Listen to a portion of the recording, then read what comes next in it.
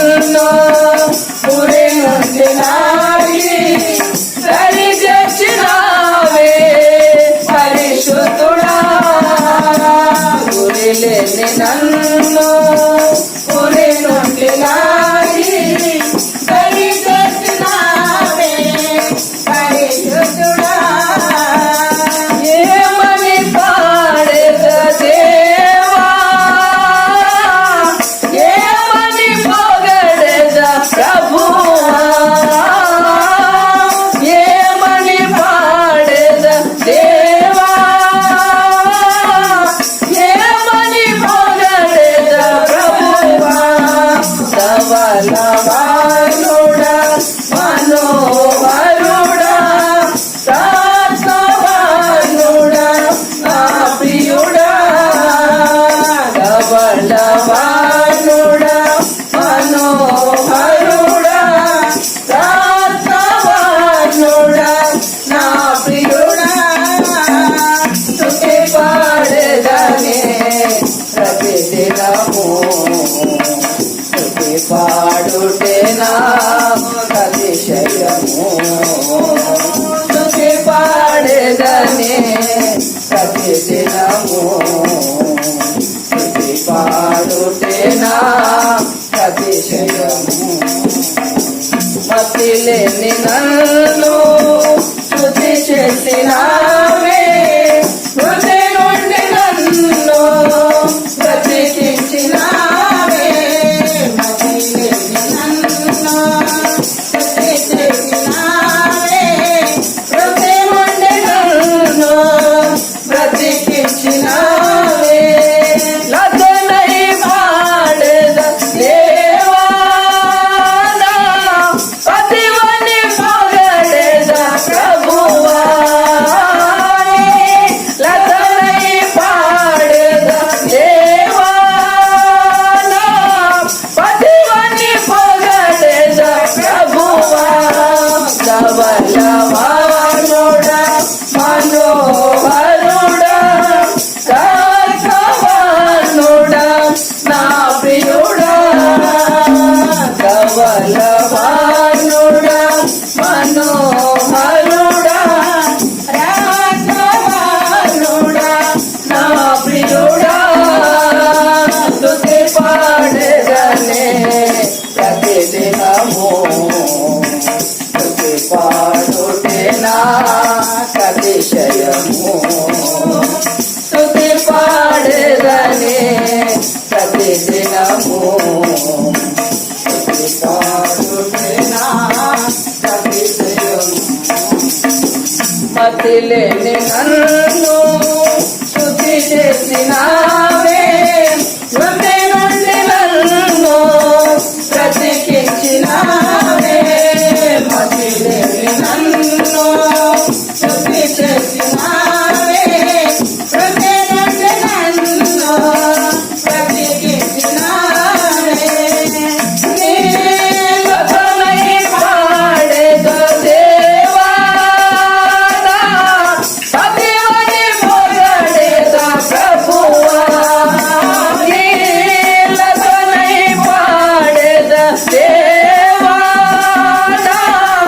అతివని పొగడెద ప్రభువా ధవళవానుడా మనోహరుడా రాఘవానుడా నా ప్రియుడా ధవళవానుడా మనోహరుడా రాఘవానుడా నా ప్రియుడా స్తుతి పాడెదనే ప్రతిదినము స్తుతి పాడుటేనా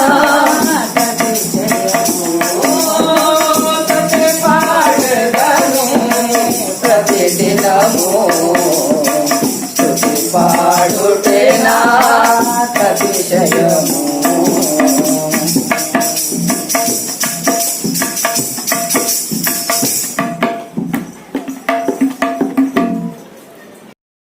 హల్లెలూయా, హల్లెలూయా, హల్లెలూయా. దేవునికి స్తోత్రం కలుగునక మీ అందరికి కూడా వందనాలు. రండి మనము కీర్తన వాక్యం కొరకు 9వ కీర్తన మొదటి వాక్యాలు చదువుకొని మనం ముందుకు సాగదాము. కొన్ని విషయాలు మనం ధ్యానించుకున్న తర్వాత దేవుని యొక్క సేవకులు మన సమయాన్ని అప్పగిద్దాము. ఈ యొక్క 90వ కీర్తనలో అనేక మంచి మంచి విషయములు దాగున్నప్పటికీ మరి మనం కొన్ని విషయాలు మాత్రం ధ్యానించుకొని దేవుని యొక్క సేవకులు సమయాన్ని అప్పగించడానికి ప్రయత్నం చేద్దాం. రండి 90వ కీర్తన మొదటి వాక్యం చదువుకొని మనం ముందుకు సాగిపోదాము. ప్రభువా, తరతరముల నుండి మాకు నివాస స్థలము నీవే. దేవునికి స్తోత్రములు. ఈ కీర్తన మోషే గారు వ్రాసి ఉన్నారు. అంత మాత్రం కాకుండా ఇది ప్రార్థన గీతమై ఉన్నది అని మనం పైననే చదువుతున్నాం. అట్లయితే ఇది చాలా పురాతనమైనటువంటి కీర్తన కూడా అని కూడా మనము చెప్పుకోవచ్చు. ఓకే, మంచిది. ఇప్పుడు మోషే పితరుల యొక్క నివాస స్థలము ఏంటి అని చూస్తే, ప్రభువా తరతరముల నుండి మాకు నివాస స్థలము నీవే, హల్లెలూయా. అనగా మోషే గారు కానివ్వండి, మోషే యొక్క పితరులు కూడా తరతరముల నుంచి వారి యొక్క నివాస స్థలము దేవుడే, ప్రభువే అని, ఈ నీవే అని మోషే ప్రార్థనలో చెప్పుకుంటున్నారు. అట్లయితే నిజముగా ఒక వ్యక్తి కానీ, ఒక కుటుంబం కానీ, ఒక సంఘం కానీ, ఒక సమాజం కానీ ప్రభువులో ఉండడము అనేది, లేకపోతే ప్రభువులో జీవించటము అనేది అది మామూలు విషయం కాదు. దానికి స్తోత్రములు. అట్లయితే అది సామాన్య విషయం కాదు. అయినప్పటికీ మోషే అంటున్నాడు, ప్రభువా తరతరముల నుండి మాకు నివాస స్థలము నీవే. అనగా వాస్తవానికి ఈ మోషే యొక్క తరాన్ని గురించి మనం తెలుసుకున్నట్ల అబ్రహామును బట్టి ఇస్సాకు, ఇస్సాకును బట్టి యాకోబు, యాకోబుని బట్టి ఇజ్రాయేలు, ఆ ప్రకారంగా ఆ ఇజ్రాయేలులో ఒకడే ఈ యొక్క మోషే. అట్లయితే ఈ ప్రకారం చూస్తే ఇజ్రాయేలు ప్రజలకును మోషేకును, అనగా అబ్రహాము, ఇస్సాకు, యాకోబులకు, దాని తర్వాత ఇజ్రాయేల్ ప్రజలకును, దాని తర్వాత మోషేకు చెప్తున్నారు. ఇప్పుడు ఏంటని చూస్తే, ప్రభువా తరతరముల నుండి మాకు నివాస స్థలము నీవే, హల్లెలూయా. వాస్తవం చూస్తే అబ్రహామును దేవుడు పిలిచింది మొదలుకొని ఆయన చనిపోయేంత మట్టుకు ఆయన యొక్క జీవిత చరిత్రను మనం గమనిస్తే, ఆయన పిలువబడి మొదలుకొని మరణించేంత మట్టుకు, అనగా తన దేహాన్ని విడిచిపెట్టి ప్రభుత్వకు వెళ్ళేంత మట్టుకు మనం చూస్తే ఆయన ఈ లోకంలో పరదేశిగా, యాత్రికునిగానే జీవించినాడు. అబ్రహాం గారు ఒక చిన్నపాటి గుడారములో నివసించినట్టుగా మనకు ఆధారాలు బైబిల్లో అనేకములు కలవు. అట్లయితే అంత మాత్రం కాదు, దేవుడు అబ్రహాం పిలిచి ఒక స్థానాన్ని, ఒక దేశాన్ని ఇస్తానని చెప్పినారు. ఈ ప్రకారంగా ఎట్టకేలకు చివరిగా దేవుడు ఇస్తాడు అని చెప్పినటువంటి ఆ వాగ్దాన భూమిలోనికి, ఆ వాగ్దానపు దేశంలోనికి అబ్రహాము చేరుకున్నాడు. దాని తర్వాత ఇస్సాకు, యాకోబు ఈ ప్రకారం అక్కడ జీవించినారు. అయినప్పుడు కూడా వాక్యం సెలవిస్తుంది, హెబ్రీ పత్రికలో చదువుతున్నాం మనము, అబ్రహాము, ఇస్సాకు, యాకోబులంట వాగ్దాత భూమిలో ఉన్నప్పటికీ అక్కడ వారు పరదేశులుగానే ఉన్నారు, యాత్రికులుగానే ఉన్నారు. తమది కాదు ఈ దేశము, ఈ భూమి అన్నట్టుగా ఉన్నారు. అట్లయితే నిలువరమైన పట్టణం ఒకటి ఉన్నది. దేవుడు దేనికి శిల్పియో నిర్మాణకుడు ఆ పునాదులు గల పట్టణం కోసము ఈ అబ్రహాము, ఇస్సాకు, యాకోబులు కనిపెట్టిరి అన్నట్టుగా పౌలు రాస్తున్నారు హెబ్రీ పత్రికలో. దేవునికి స్తోత్రములు.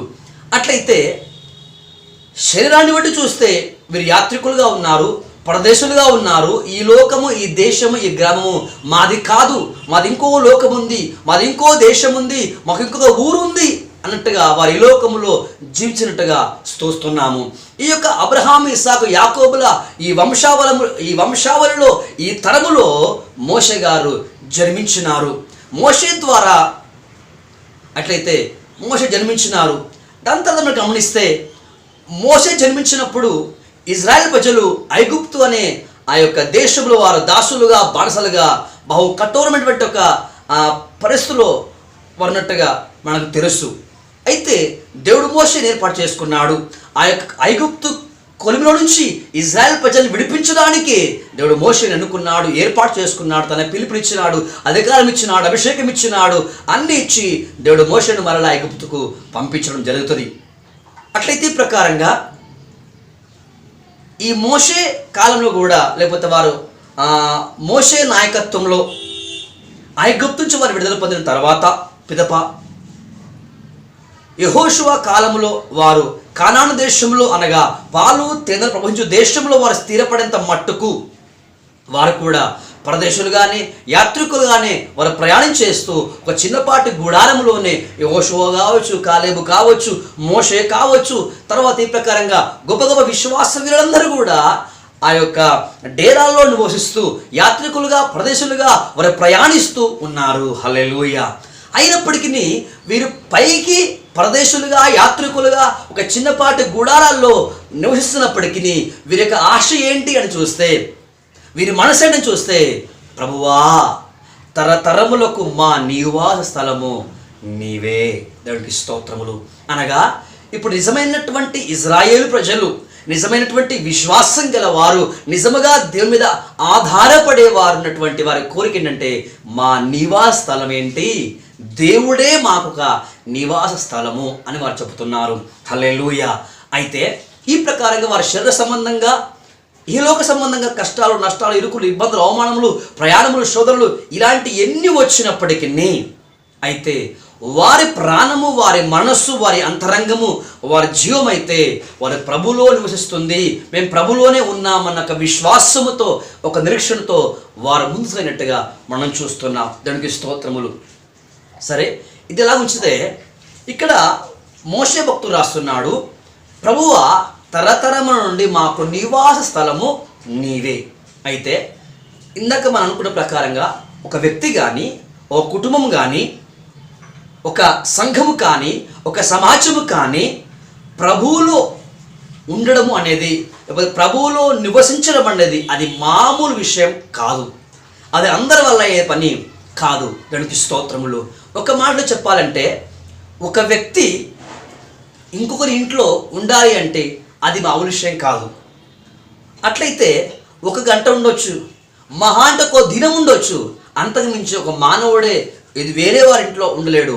ఎందుకని చూస్తే ఈ సిగరెట్ తాగేవాళ్ళు, కళ్ళు ఇలాంటి త్రాగే వాళ్ళ ఇళ్ళల్లోకి ఇవి సేవించని వారు, త్రాగని వారు వెళ్ళినప్పుడు ఆ దుర్వాస తట్టుకోలేరు కనుక వెంటనే ఏమవుతుందంటే ఎప్పుడు ఈ ఇంటిని విడిచిపెట్టి వెళదామా అన్న ఆలోచన భావంతో ఉంటారు.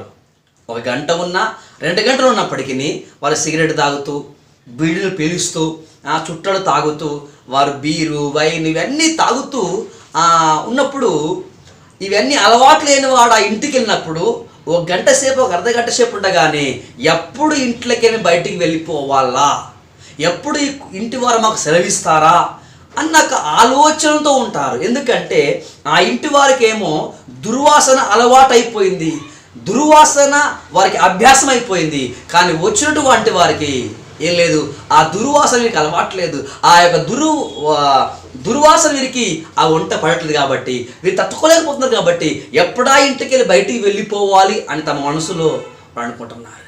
హల్లెలూయా.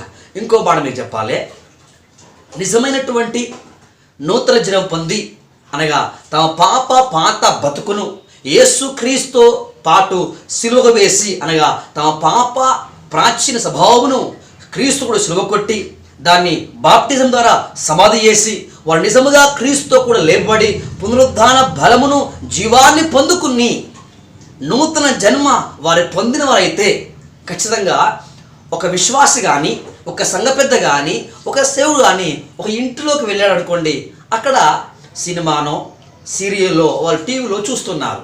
దానికి స్తోత్రములు. ఈ యొక్క విశ్వాసి ఆ ఇంట్లోకి వెళ్ళగానే ఆటోమేటిక్ లోపల ఏమనిపిస్తుంది, మన లోపల ఏమనిపిస్తుంది, ఆ టీవీ కట్టేస్తే బాగుండు, లేకపోతే కరెంటు పోతే బాగుండు అనిపిస్తుంది అన్నమాట. దానికి స్తోత్రములు. హల్లెలూయా. ఆ మధ్యలో మేము ఒక ప్రాంతానికి సువార్త సభకి వెళ్ళినాము. సువార్త సభకు వెళ్ళగానే చాలామంది రావట్లేదు. అప్పుడు మాకు అనిపించింది ఏంటంటే, చిన్న సువార్త కూడికనే, అప్పుడు మేము ఏమనుకున్నామంటే ఈ టైంలో కరెంటు పోతే బాగుండు, ఈ సమయంలో కరెంటు పోతే బాగుండు.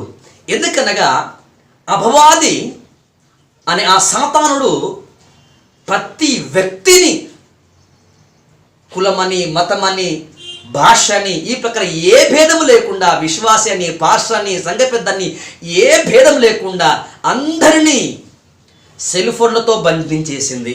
మరికొందరు చేసింది టీవీలకు బంధించేసింది. అనగా ప్రతి ఒక్కరూ నేత్రాశ ద్వారా బంధించబడ్డారు. ఇప్పుడు కరెంటు పోతే టీవీలు నడవవు, టీవీలు ఆగిపోతాయి. టీవీ ఆగిపోతే, కరెంటు పోతే ఇక సీరియల్ రావు, ఇంక కరెంటు పోతే సినిమాలు రావు. కనీసం ఆ కరెంటు పోయినప్పుడన్నా వారి ఆత్మను రక్షించే, వారి ఆత్మను విడిపించే, వారి ఆత్మను పరలోకం చేర్చే కొన్ని మాటలు వారి అంతరంగంలో వెళుతాయేమో, వాళ్ళలో దాగున్న చీకటి వెళ్ళిపోతుందేమో, క్రీస్తు యొక్క మహిమ సువార్త ప్రకాశము వాళ్ళకు వెళ్ళిపోతుందేమో అన్న ఆశ గల వారమై ప్రభువా ఈ టైంలో కరెంటు పోతే బాగుండని కూడా మేము ప్రార్థించినాం. కొన్ని సందర్భంలో అలా ప్రార్థించినప్పుడు అల్పులమైనటువంటి మా ప్రార్థనలు ఆలకించి ఆ యొక్క మీటింగ్ జరుగుతున్నప్పుడు, లేకపోతే దైవజనుడు వాక్యం చెబుతున్నప్పుడు కరెంటు పోవడం జరిగింది. అప్పుడు జనరేటర్ ద్వారా వాక్యం వినిపించడం జరిగింది. అదే టైంలో ఆయా బిల్డింగ్లపై ఉండి, ఆయా రోడ్ల మీద ఉండి అనేకుడు దేవుని సువార్తను విన్నట్టుగా మేము గమనించినాం. హల్లెలూయా. అలాగే ఈ ప్రకారంగా ఒక నిజముగా క్రీస్తును ధరించుకొని ఒక వ్యక్తి నిజముగా క్రీస్తులో ఉండి ఒక ఇంటికి వెళ్ళాల, ఒక ఇంట్లో ఉండాలన్నా, ఒక ప్రాంతంలో ఉండాలన్నా మనకి చాలా ఇబ్బందికరంగా ఉంటుంది. హల్లెలూయా.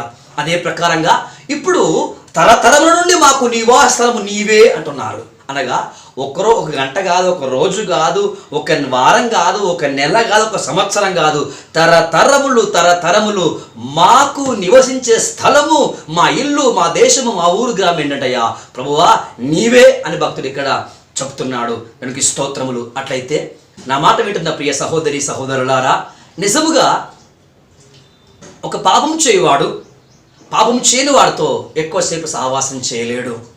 ఒక సీరియల్ చూసేటటువంటి ఒక స్త్రీ సీరియల్ చూడనటువంటి స్త్రీతో ఏకకాల సహవాసము చేయలేదు. అట్లయితే ఈ రెండు రకాల ప్రజలు కలిసి జీవించడానికే, కలిసి కొంతకాలం ఉండడానికి ఇబ్బందికరంగా అట్లయితే ఇప్పుడు మనము, లేకపోతే భక్తులు, లేకపోతే మోషే వారి తరములు తరతరములు మేము నీలో నివసించాలి. హల్లెలూయా. అనగా దేవుని సంఘం కానీ మనము కానీ తరతరములు ప్రభువులో నివసించాలంటే ప్రభు యొక్క మనసు మన మనసు, ప్రభు యొక్క అభిప్రాయము మన యొక్క అభిప్రాయము, ప్రభు యొక్క ఆలోచన మన యొక్క ఆలోచన, ఈ రెండు ఏకమైతేనే, మనం ఆయన్ని ప్రేమిస్తేనే, ఆయన ప్రేమను మనం అర్థం చేసుకోగలిగితేనే, ఆయన ఆజ్ఞలను మనం ఇష్టపడితేనే, ఆయన చెప్పే ప్రకారంగా మనము ఉండడానికి ఇష్టపడితేనే తరతరములు యుగములు వారు ప్రభువును నివాసముగా చేసుకొని వారు ప్రభువులు ఉండడానికి ఇష్టపడతారు. కానీ నా ఇష్టానుసారం నేను ఉంటాను, నాకు నచ్చింది నేను చేస్తాను అనుకున్న వారు ఎన్నడూ కూడా ఏం చేయలేరు, ప్రభువులో వారు నివసించలేరు. ప్రభువే మనకు నివాస స్థలముగా ఉండాలంటే ఏం చేయాలి, ఎట్టి వారు నివసిస్తారు అని మనం చూస్తే 24వ కీర్తన 3-4 వచనాలు చూస్తే ఇక్కడ రాయబడింది, యెహోవా పర్వతమునకు ఎక్కదగిన వాడేవాడు, ఆయన పరిశుద్ధ స్థలములలో నిలువదగిన వాడేవాడు, వ్యర్థమైన వాటి అందు మనసు పెట్టకయు, కపటముగా ప్రమాణము చేయకయు, నిర్దోషమైన చేతులను శుద్ధమైన హృదయమును కలిగిన వాడే. దేవునికి స్తోత్రములు. ఇక్కడ కొన్ని విషయాలు చూస్తున్నాము. దేవునిలో లేకపోతే ప్రభువులో మనం నివసించాలంటే, ఎందుకంటే లేవి కను మనం చూస్తున్నాం, ఇంకా అనేక చోట రాయబడింది, నేను పరిశుద్ధుడను మీరు పరిశుద్ధులై ఉండుడి. ఇక్కడ వాక్యం అంటుంది, ఆయన పరిశుద్ధ స్థలములలో నిలువదగిన వాడెవడు. దానికి స్తోత్రములు. ఆయన పరిశుద్ధ స్థలం అంటే ప్రభువైనటువంటి యేసుక్రీస్తే. అట్లయితే నిజముగా దేవుని యొక్క పరిశుద్ధతలో లేకపోతే ప్రభువులో మనము నివసించాలంటే పాట పాడిన వారు ఉండరు, ప్రార్థించేటటువంటి వారు మాత్రమే ఉండరు, లేకపోతే దేవునికి సేవ చేసేటువంటి వారు మాత్రమే ఉండరు. కానీ నిజంగా ఎవరికైనా కోరికుందా? దానికి స్తోత్రములు. హల్లెలూయా. నిజంగా మోషే కోరిక ఏంటి? లేకపోతే మోషే వల్లే ఉంటున్నటువంటి యెహోషువ యొక్క, కాలేబు యొక్క, మరికొందరి ఇజ్రాయేల్ ప్రజల యొక్క ఆశ కోరిక ఏంటంటే, మాకు తరతరములకు నివాస స్థలం ఎవరంటే ఆ ప్రభువే. మేము గుడారంలో ఉన్నప్పటికీ, మేము యాత్ర చేస్తున్నప్పటికీ, మేము ప్రయాణికులు ఉన్నప్పటికీ మా యొక్క నివాస స్థలం ఏంటంటే ప్రభువే అని కీర్తనకారుడు చెప్తున్నాడు. హల్లెలూయా. అనగా మోషే మాత్రమే కాదు, మోషేతో మరికొంతమంది ఉన్నారేంటి, దేవునిలో ప్రభువులో నివసించేటటువంటి వారు కొందరు ఉన్నారు కనుక మా నివాస స్థలము ప్రభువా నీవే అని కీర్తనకారుడు సంబోధిస్తున్నాడు. దానికి స్తోత్రములు. అట్లయితే ఇప్పుడు మనము కూడా మోషే వలె, ఇజ్రాయేల్ ప్రజల వలె ప్రభువులో మనం నివసించాలంటే, ప్రభు మనకు నివాస స్థలముగా ఉండాలంటే మనం ఎలా ఉండాలి? మనం ఏమై ఉండాలి? పాట పాడు వారమై ఉండాలా? క్రమం తప్పకుండా చర్చకొచ్చే వారమై ఉండాలా? వారానికి 2 సార్లు ఉపవాసం చేయవారమై ఉండాలా? లేదు. మనకు ఇవన్నీ చేత చెప్పట్లేదు. ఖచ్చితంగా ప్రతిరోజు మనం ప్రార్థన చేయాలి, ప్రతిరోజు మనం వాక్యం చదవాలి, నిరంతరం మనం దేవుని వాక్యాన్ని ధ్యానించాలి. ఇవన్నీ ఎందుకు అంటే లోపల ఒక ఆశ ఉండాలి, లోపల ఒక నిరీక్షణ కలిగి ఉండాలి. ఏంటి అంటే నేను నా ఇంటి వారు ఏం చేయాలి? ప్రభువులో ఉండాలి. మాకు ప్రభువే ఒక నివాస స్థలమై ఉండాలి. అనగా మేము ప్రభువు అనే దేవుడు అనే పరిశుద్ధ స్థలము అనే ఆ క్రీస్తులో మేము ఉండాలని ఒక ఆశ, ఆకాంక్ష, ఆ బలమైనటువంటి కోరిక ఎంతమంది అయితే కలిగి ఉంటారో వారి వాడిని చేయాలి. ఇప్పుడు రండి 24 కీర్తన 4వ వచనము. వ్యర్థమైన వాటి అందు మనస్సు పెట్టక. హల్లెలూయా. మొట్టమొదటి ఏంటంటే వ్యర్థమైన వాటి అందు చేయక కాదు, మనసే ఉంచొద్దంట. పాస్టర్లైనా, విశ్వాసులైనా, సంఘ పెద్దలైనా, ఎవరైనా కానీ దేవుడు నీకు నివాస స్థలముగా ఉండి ఆ ప్రభువులో నీవు ఉండాలంటే మొట్టమొదటి ఏంటని చూస్తే ఏంటంట, వ్యర్థమైన వాటి అందు నీ మనసు పెట్టకూడదు. కానీ ఈరోజు మన మనసు ఏంటి? ఈరోజు మన మనసు ఎక్కడ ఉన్నది? ఉదయం లేచి మొదలుకొని రాత్రి పడుకునేంత మట్టుకు మన మనసు ఎక్కడుంది? వ్యర్థమైన వాటి అందే ఉన్నది. నిజముగా నీ మనసు వ్యర్థమైన వాటి అందుంటే, నీ మనసు వ్యర్థమైన వాటి అందు పెట్టి నువ్వు భక్తి, ప్రార్థన, సేవ, పరిచర్య ఎన్ని చేసినప్పటికీ, ఎంత కాలము చేసినప్పటికీ నీకు ఎప్పుడు ఉండడు, నీకు ప్రభు నివాస స్థలము కాదు. ఇంకో మాట చెప్పాలంటే నీకు నివాస స్థలము నిత్య నరకమే అని మనం గుర్తు చేసుకోవాల్సిందే. హల్లెలూయా. 2వ పాయింట్, కపటముగా ప్రమాణము చేయక. రెండోదంట కపటముగా ప్రమాణము చేయకూడదు. అనగా ఏదైనా దేవుని యొక్క సేవకులు కానీ, దేవుని యొక్క ప్రవక్తలు కానీ మన జీవితాన్ని సరిచేయడానికి, విశాలమైన మార్గం నుంచి, వంకర మార్గం నుంచి సరిచేయడానికి, చక్కని మార్గంలో నడిపించడానికి వారు మనల్ని ఖండించి, గద్దించి, బుద్ధి చెప్పి సరిచేయడానికి వాళ్ళు మనతో ఒక ప్రమాణం చేయించినప్పుడు మనం ఏమంటాం?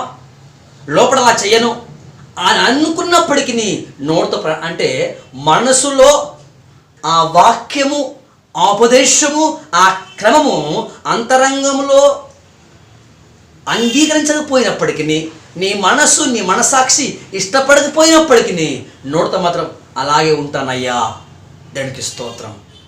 ఇంక కొంచెం లోతుగా చెప్పాలి అంటే, ముఖ్యంగా ప్రమాణాలు చెప్పించేది ఎప్పుడంటే వివాహం జరిగేటప్పుడే.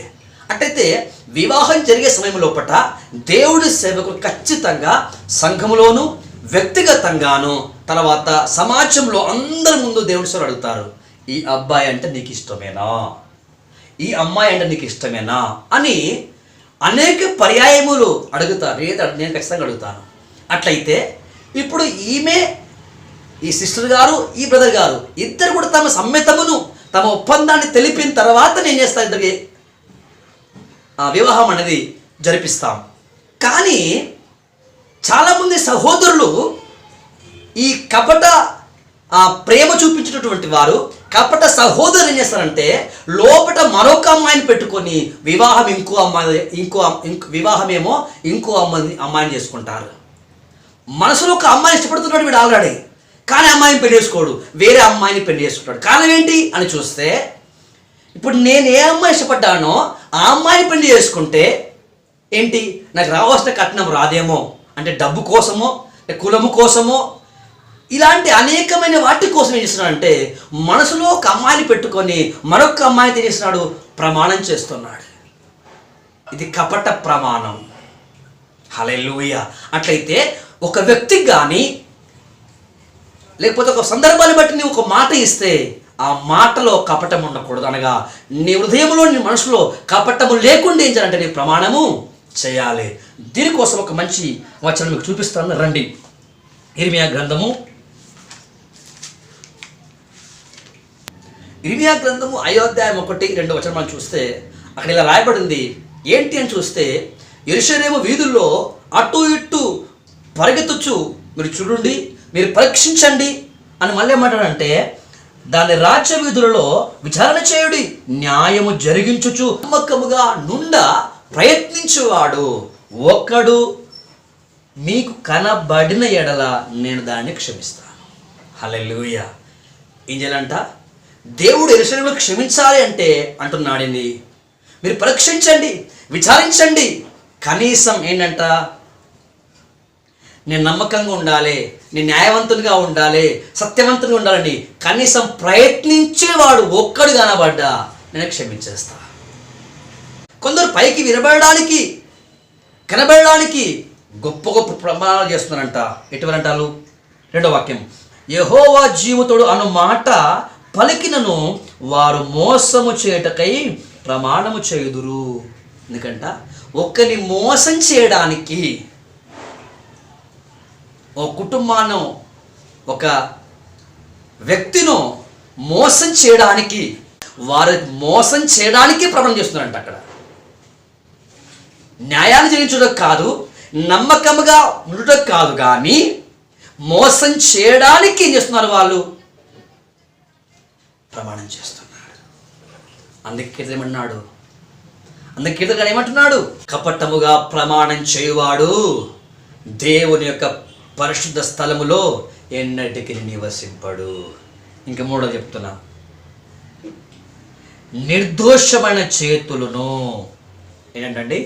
నిర్దోషమైన చేతులు అనగా ఇవి పని చేస్తుంది. అనగా మన క్రియ, మన పని, మన ప్రవర్తన ఎట్లుండాలంట? శుద్ధిగా, అంటే పరిశుద్ధంగా ఉండాలి. హల్లెలూయా. అట్లయితే కొందరు అన్ని పాపాలు చేస్తారు, దేవుడు హృదయాన్ని చూస్తాడు అని చెప్తారు.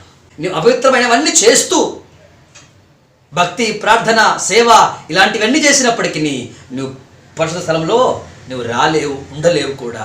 హల్లెలూయా. ఇంకో మాట చెప్పంటే, లంచం పుచ్చుకొని వాడు దేశమును పాడు చేసిన బైబిల్ రాయబడింది. నీ చేతులు పరిశుద్ధంగా లేకపోతే నువ్వు ప్రభువులో ఉండలేవు, నువ్వు పరలోకం వెళ్ళలేవు. వాడికి స్తోత్రం.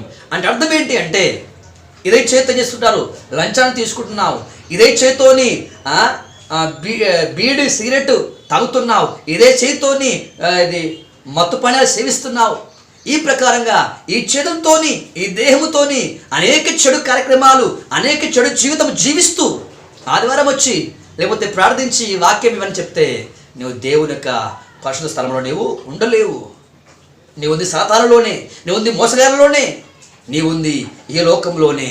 నువ్వు భూ సంబంధివే, నువ్వు శరీర సంబంధివే. హల్లెలూయా. ఇప్పుడైనను నీకు ప్రభు ఒక నివాస స్థలముగా ఉండాలంటే ఏం చేయాలంటే, నీ చేతులు కడుక్కో, నీ చేతులు శుభ్రం చేసుకో. నీ చేతులు అనగా నీ క్రియలు, నీ ప్రవర్తన సరిగ్గా లేకపోతే, హల్లెలూయా, ఒక మాట చెప్పాలంటే, యేసుక్రీస్తు ప్రభు యొద్దకు సమరస్య కంటే ముందు ఆయన పాపం చేసిన వ్యక్తి. కానీ ఎప్పుడైతే యేసుక్రీస్తు యొక్క దర్శనం చేసుకుందో, ఆయన సువార్తను అంగీకరించిందో, వెంటనే ఏమైపోయింది? తన కుండను విడిచిపెట్టి ఆయన పరిశుద్ధపరచబడింది. ఇంకో మాట చెప్పాలంటే, జక్కయ్య లంచగొండేవాడు, అనగా లంచం తీసుకునేవాడు. కానీ ఎప్పుడైతే యేసుక్రీస్తు ప్రభువు వారు జక్కయ్య ఇంటికి వెళ్ళినాడు, అప్పుడు ఏం జరిగింది? అతని చేతులు ఏమైపోయినాడు అంటే, ఆయన చేతుల సమస్త అన్యాయం అయితే ఏమైపోయింది? విడిచిపెట్టాడు. అని అర్థం ఏంటంటే, అతని చేతులు శుభ్రమైనవి. హల్లెలూయా, హల్లెలూయా. చేతులు ఏం చేసుకోంట? శుభ్రం చేసుకో. సమరయ స్త్రీ చేతులు శుభ్రమైపోయినాయి, జక్కయ్య చేతులు శుభ్రమైపోయినాయి.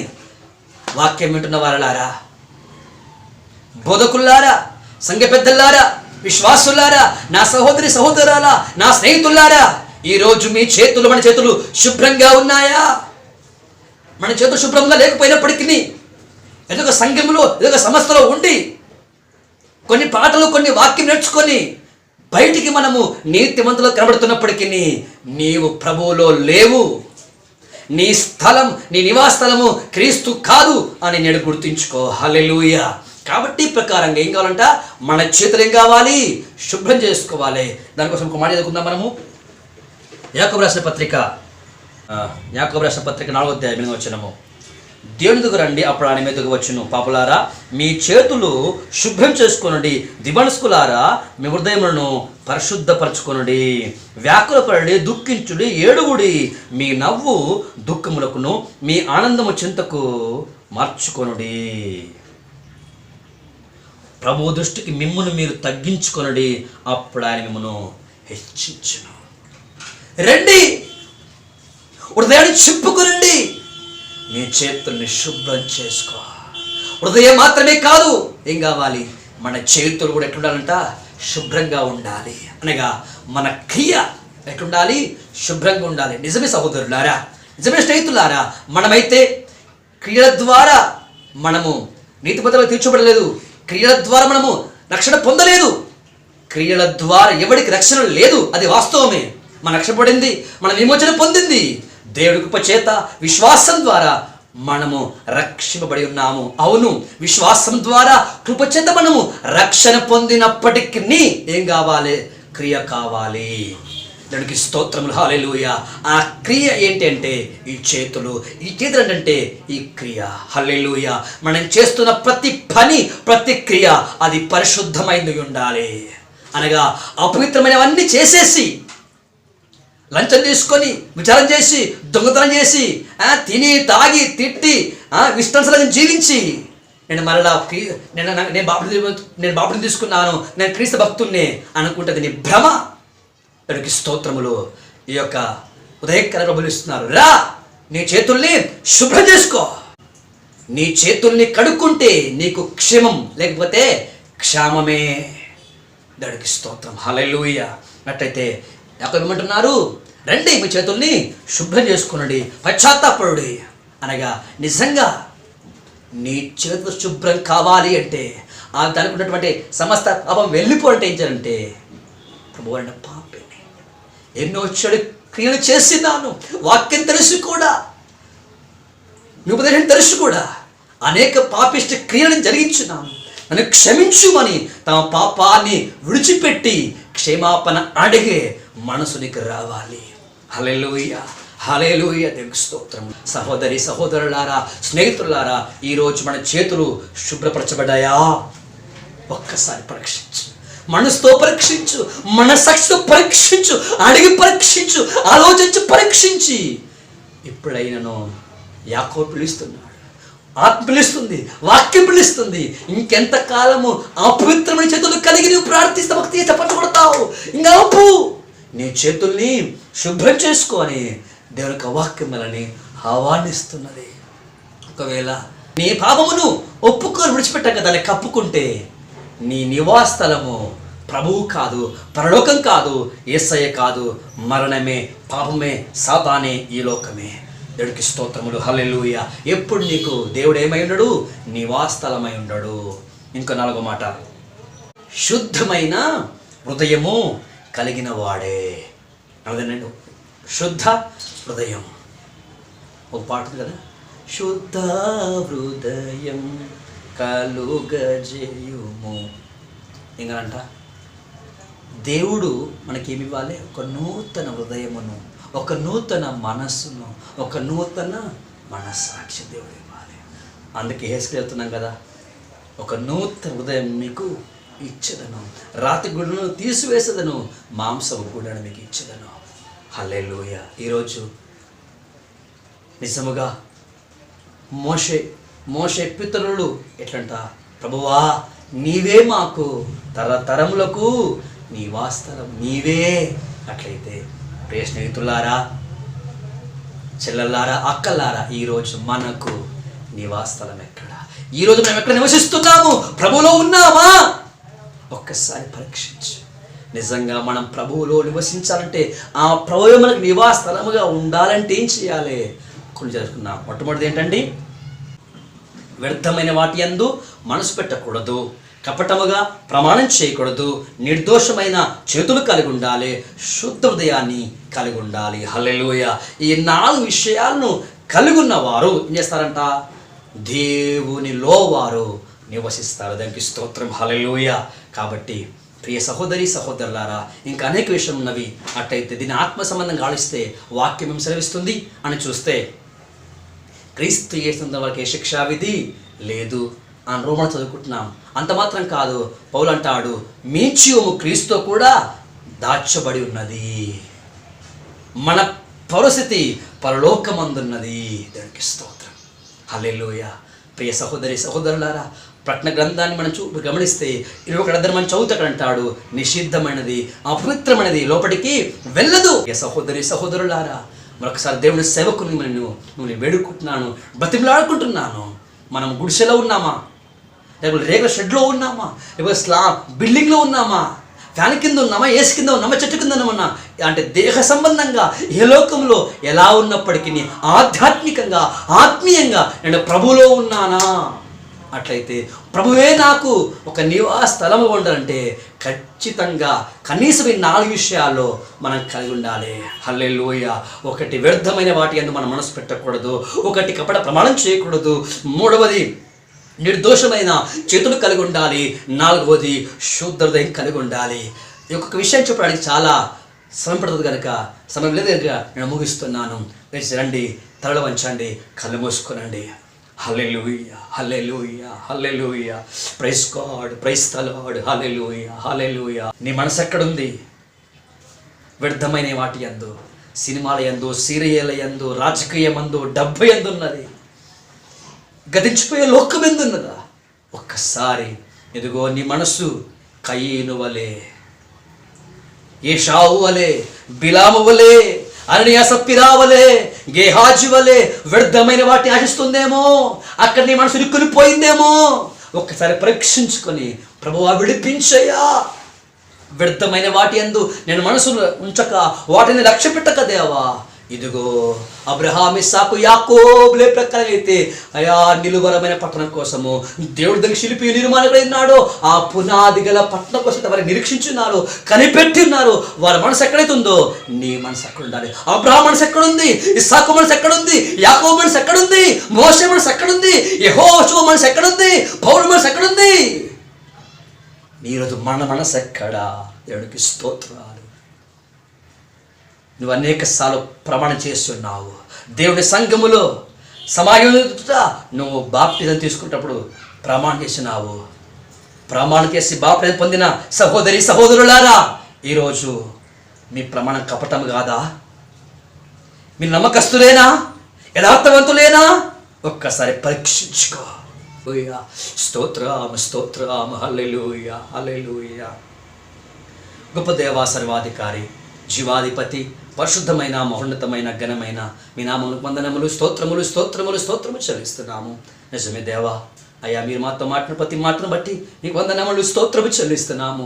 మా పాత బతుకులు దేవా, పాతిపెట్టు దేవా, అయ్యా దానికి సిలువ కొట్టివేసి దేవా తండ్రి, మేము మీతో కూడా లేబడిన వారమై ప్రభువా, నూతన జీవాన్ని పొందుకున్న వారమై దేవా, ఒక నూతన జన్మ పొందుకున్న వారమై దేవా మీకు స్తోత్రాలు. అయ్యా మా శరీర ప్రాణాత్మల్ని చెడిపేవాటి ప్రభువా మేము దూరముగా ఉంటూ దేవా తండ్రి, అయ్యా తండ్రి మమ్మల్ని పరిశుద్ధంగా ప్రభువా కాపాడుకునే కృపను, విశ్వాసమును మాకు దయచేయండి, సహాయం చేయండి. అయ్యా మమ్మల్ని అందరినీ మీకే సమర్పించి సమస్త మహిమ చెల్లిస్తూ యేసయ్యా అతి పరిశుద్ధ నామమున అడుగుచున్న పరమ తండ్రి, ఆమేన్, ఆమేన్, ఆమేన్. దానికి స్తోత్రములు. ఒక పాట పాడుకొని దాని తర్వాత మనము దేవుని సేవ వాక్యాన్ని అప్పగిస్తాం. హల్లెలూయా, స్తోత్రం.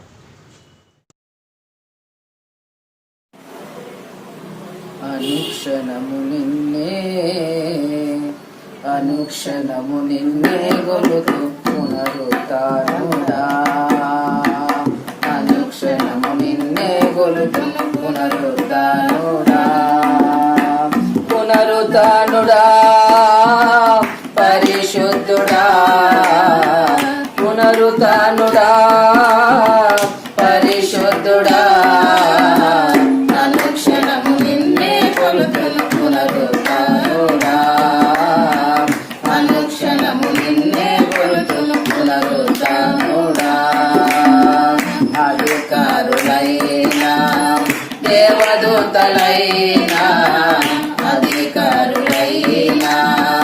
దేవదూతలైనా రాబోవునవైనా ఉన్నవైనా, రాబోవునవైనా ఉన్నవైనా, మరణమైనా జీవమైనా, మరణమైనా జీవమైనా, అనుక్షణము నిన్నే గొలుతు పునరుత్థానుడా, అనుక్షణము నిన్నే గొలుతు పునరుత్థానుడా.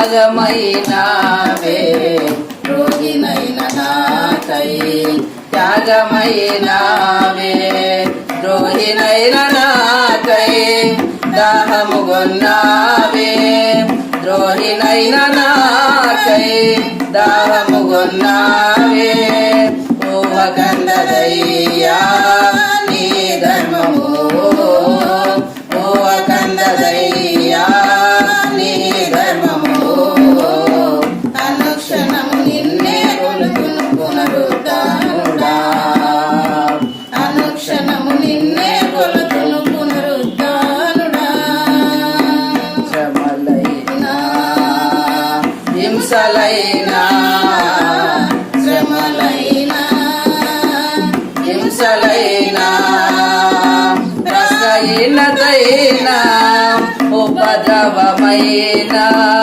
వసహీనతైనా ఉపద్రవమైనా కరువైనా ఖడ్గమైనా కరువైనా ఖడ్గమైనా అనుక్షణము నిన్నే కొలుతును పునరుద్ధానుడా అనుక్షణము నిన్నే కొలుతును పునరుద్ధానుడా ఒంటరినైనా కంటి నీరు తుడిచావే ఒంటరినైనా కంటి నీరు తుడిచావే కంటి పాపలాని ఇంట చేర్చుకున్నావే కంటి పాపలాని ఇంట చేర్చుకున్నావే మంటినైన నన్ను నీ పంటిగా చేశావే మంటినైన నన్ను నీ పంటిగా చేశావే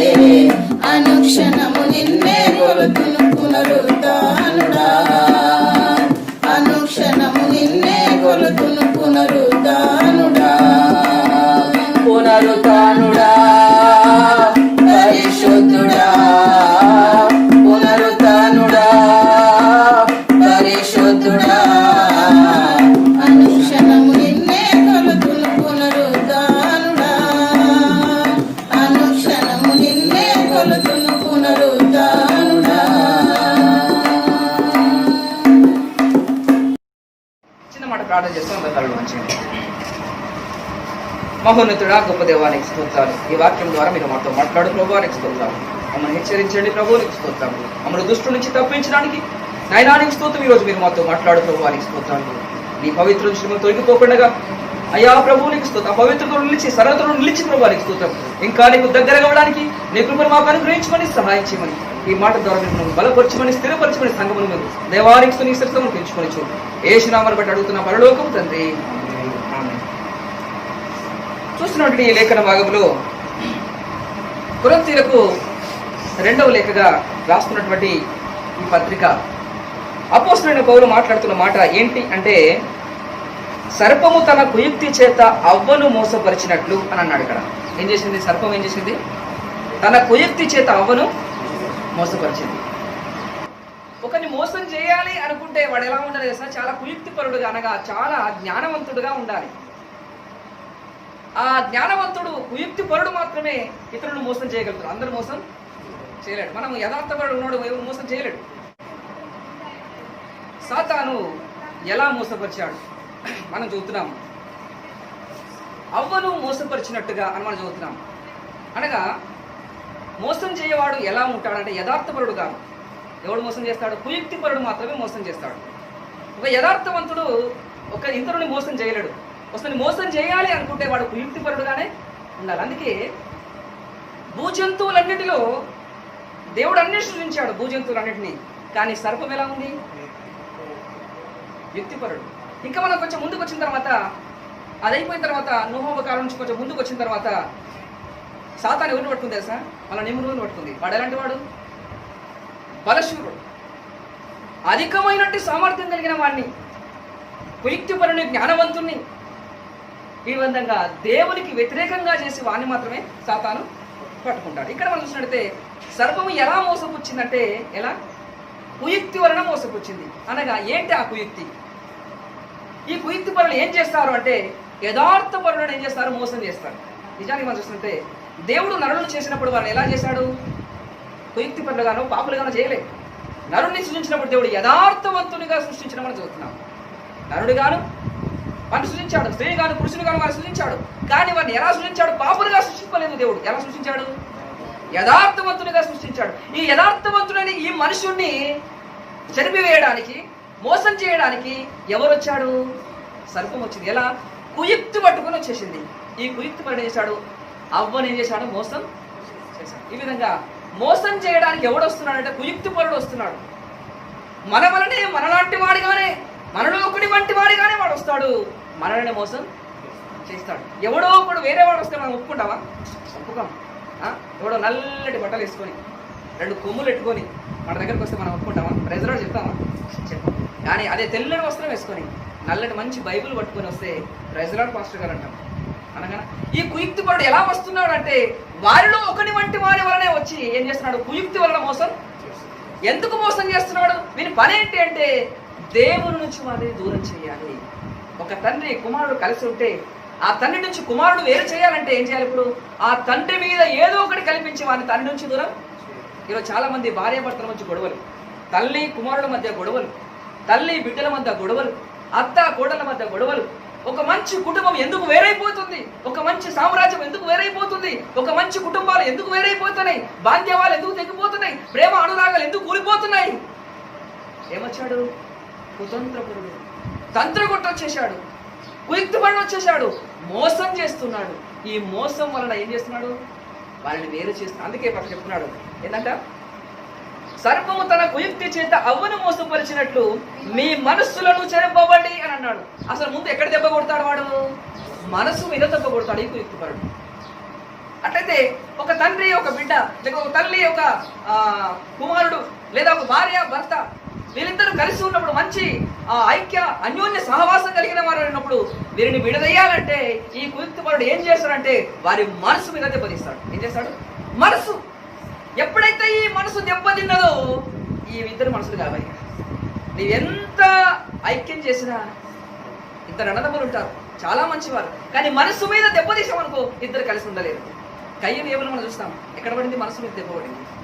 ఎప్పుడైతే ఈ మనసు మీద కయ్యనుకు దెబ్బ పడిందో కయ్యను ఆ యొక్క ఏబేలును చంపేంత వరకు నిద్రపోలే. ఇంతగా ఈ హత్య, ఇంతగా ద్వేషం, పగ ఇవన్నీ ఎందుకు వస్తున్నాయి అంటే కుయుక్తిపరుడు వల్ల వస్తున్నాయి. ఎవడి కుయుక్తిపరుడు? ఎందుకు వచ్చాడు వీడు? ఏం చేస్తున్నాడు వీడు అంటే ప్రజలను దేవుని నుంచి దూరం చేసేవాడు ఈ కుయుక్తిపరుడు. ఏ విధము చేతనైనను సరే క్రీస్తు ఎడలున్న సరళత నుంచి, పవిత్ర నుంచి నేనేం చేయాలి? తప్పించాలి. అట్లయితే ఇప్పుడు ఆత్మీయంగా చూసుకున్నా, శరీరంగా చూసుకున్నా ఈ కుయుక్తిపరుడు ఏం చేస్తాడు? మనం వేరు చేయడానికి, మనం ఒకటిగా ఉండకూడదు, మనం పరిశుద్ధంగా బ్రతకదు, పవిత్రంగా దేవుళ్ళు ఉండకూడదు అని వీని యొక్క సిద్ధాంతం. అందుకే వీడు ఏం చేస్తాడు? కుయుక్తిగా వస్తాడు. ఆ భూజంతువులన్నిటిలో ఒకటిగానే ఉంది సర్పం. ఆ సర్పం రూపంలో వచ్చేసింది సాతాను. వచ్చేసి అవ్వతో మోసం చేసేసింది. ఏం చేసింది? దేవుని ఆజ్ఞని అడ్డం పెట్టుకొని అదే మాట పలికి ఆ మాట నుంచి ఏం చేసింది? దేవుని నుంచి ఏం చేసింది? నేను గౌడినట్టుగానే నీకేదో ఆశీర్వాదం వస్తుందంటగానే నేనేమో నీవు గొప్పదాని అయిపోతున్నావు, గొప్పవాడి అయిపోతున్నావు అంటేగానే చెప్పేసి ఏం చేసింది? దేవుని నుంచి దూరం చేసేసింది. ఈరోజు చాలా మంది అంటే అవును నీ భర్త నేను ప్రేమించడం లేదు, నీ భార్య నేను ప్రేమించలేదు, అలా ఇలా అని చెప్పేసి కొంతమంది కుయుక్తి పరులు ఏం చేస్తారు? భార్య లేనప్పుడు భర్తతో, భర్త లేనప్పుడు భార్యతో ఏం చేస్తారు? కొన్ని కుయుక్తి పరులు మాటలు లోపల హృదయంలో నింపేస్తారు. ఈ హృదయంలో ఎప్పుడైతే ఆ మాట లోపలికి వెళ్ళిందో అప్పుడు వాక మంచిగా ఉన్నాడు ఈ భార్య. ఆ మాట వినడం వెంటనే ఏమైపోతుందో తెలుసా? ద్వేషాన్ని చూపిస్తాడు. అప్పటి వరకు కొడుకు మంచిగా ఉంటాడు, తండ్రితో మంచి బాంధవ్యాలు కలిగి ఉంటాడు. కానీ ఎప్పుడైతే ఈ యొక్క మాటలు ఎవడో వ్యక్తిన కుయుక్తిపరుడు యొక్క మాటలు లోపలికి వెళుతాయో అప్పటి నుంచి తండ్రి కొడుకు పడదు. ఏం చేశాడు? మనసు మీద దెబ్బ. ఈ మనసు దెబ్బతిన్న కారణాన్ని బట్టి ఏమైపోయింది? ఇప్పుడు మనసాక్షి చెడిపోయింది. ఆ పవిత్రత నుంచి వేరైపోతాడు, ఆ ప్రేమ నుంచి వారు వేరైపోతారు. ఈ కుయుక్తిపరుడు చేసే పని ఏంటి అంటే మనం ఐక్యంగా ఉండకూడదు. ఈ విధంగా ఈ కుయుక్తిపరుని వలనే అనేక కుటుంబాలు నాశనం అయిపోయాయి, అనేక సంఘాలు నాశనం అయిపోయాయి, అనేక సామ్రాజ్యాలు నాశనం అయిపోతున్నాయి. ఐక్యత లేదు, ప్రేమ లేదు, ఎవరికి వారు ఒంటరి వారు, ఎవరికి వారు ఉంటారే. ఎక్కడ చూసినా కలిసి ఉన్నట్టుగానే కుటుంబం ఉంటుంది, కానీ కుటుంబంలో ఒకరికొకరు పడదు. కలిసి ఉన్నట్టుగా సంఘముగా ఉంటుంది, కానీ సంఘములో కొనుగోడు.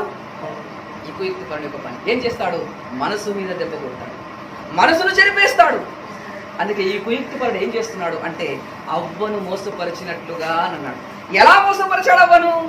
అక్కడ దేవుని ఆజ్ఞ ఏం చెప్పాడో ఆ ఆజ్ఞని తిరిగి చెప్పేశాడు అంతే. ఏం చెప్పాడు వాడు? వేరే మాట చెప్పాడా?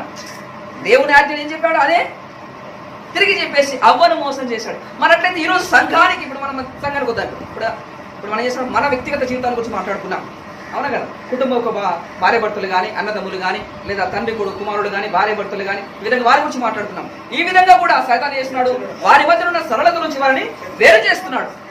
అట్లయితే ఇప్పుడు సంఘానికి వచ్చినప్పుడు కూడా సంఘం అనేది పవిత్రమైన కన్యక, యేసుక్రీస్తుకు అలాగే సంఘం అనే కన్యక ఇద్దరు వివాహమైనట్టుగా ఒక భార్య భర్తల సంబంధముగా ఇక్కడ మనం రాయబడింది. అనగా అలంకార భాష ఇది. నిజానికి యేసుక్రీస్తు పెళ్లి కుమారుడు, సంఘం నిజంగా కన్యక అని కాదు. ఏంటి అది? అలంకారమైనటువంటి భాష. అంటే ఈ అలంకార భాషలో యేసుక్రీస్తు ఒక పెళ్లి కుమారుడుగా లేక భర్తగా, ఈ సంఘం అనే మనం అందరం పరిశుద్ధుల గుంపుని మనం అందరం కలిసి ఒక సంఘముగా, ఒక పవిత్రమైన ఒక కన్యకగా ఈ పోల్చి చెబుతున్నాడు. ఇది పోల్చుట అనర్థం. అదే ఈ పవిత్రమైనటువంటి ఈ కన్యక ఎవరి భార్య ఇది? ఈమె ఎవరు? ఒక పవిత్రమైన కన్యక. ఎవరికి భార్య అది? పరిశుద్ధులైన యేసుక్రీస్తుకు భార్యగా, పెళ్లి కుమార్తెగా సిద్ధపరచబడినటువంటి ఈ పరిశుద్ధమైనటువంటి ఈమె పవిత్రురాలు అని రాయబడింది. అక్కడ సరళత ఉంది. వారిద్దరి మధ్యలో ఒక మంచి అవినావ సంబంధం, మంచి అన్యోన్యత, మంచి ప్రేమ, మంచి పరిశుద్ధత, వారు కలిసి ఉండట ఒక మంచి ప్రేమ, అనురాగాలు వారి మధ్యలో ఉన్నాయి. అట్లయితే ఇప్పుడు ఈ అనురాగాన్ని విడగొట్టడానికి ఈ సర్పం వచ్చేసేసింది. దేవుని నుంచి మీరు వేరు చేయడానికి ఒక మాట ఉపయోగించింది. అక్కడ దేవుడు ఏం ఆజ్ఞ ఇచ్చాడో ఆజ్ఞను తిరగరాసేసాడు. ఈ ఫలములలో దేన్ని తినకూడదని మీ తండ్రి చెప్పానా? అవును చెప్పాడు. కంటే తింటే చచ్చిపోతారని చెప్పాడు మా తండ్రి. లేదు లేదు, తింటే మీరు చావరు. ఏమైతే మీకు జ్ఞానం వస్తుంది, ఇంకేమొస్తుంది మీకు? ఈ విధంగా మీరు దేవతలు అయిపోతారు, మీ కనులు తెరవబడతాయి అని కొన్ని మోసపుచ్చే ఆలోచనలు వీరి హృదయంలో నింపేసింది. అట్లయితే ఈ మోసపుచ్చే ఆలోచన ఎప్పుడైతే ఆ హృదయంలోనికి, ఆమె హృదయంలోకి వెళ్ళిపోయిందో, వీరిద్దరు ఏమైపోయిన ఆ ఫలములు దేవుని ఆజ్ఞను ఏం చేశారు?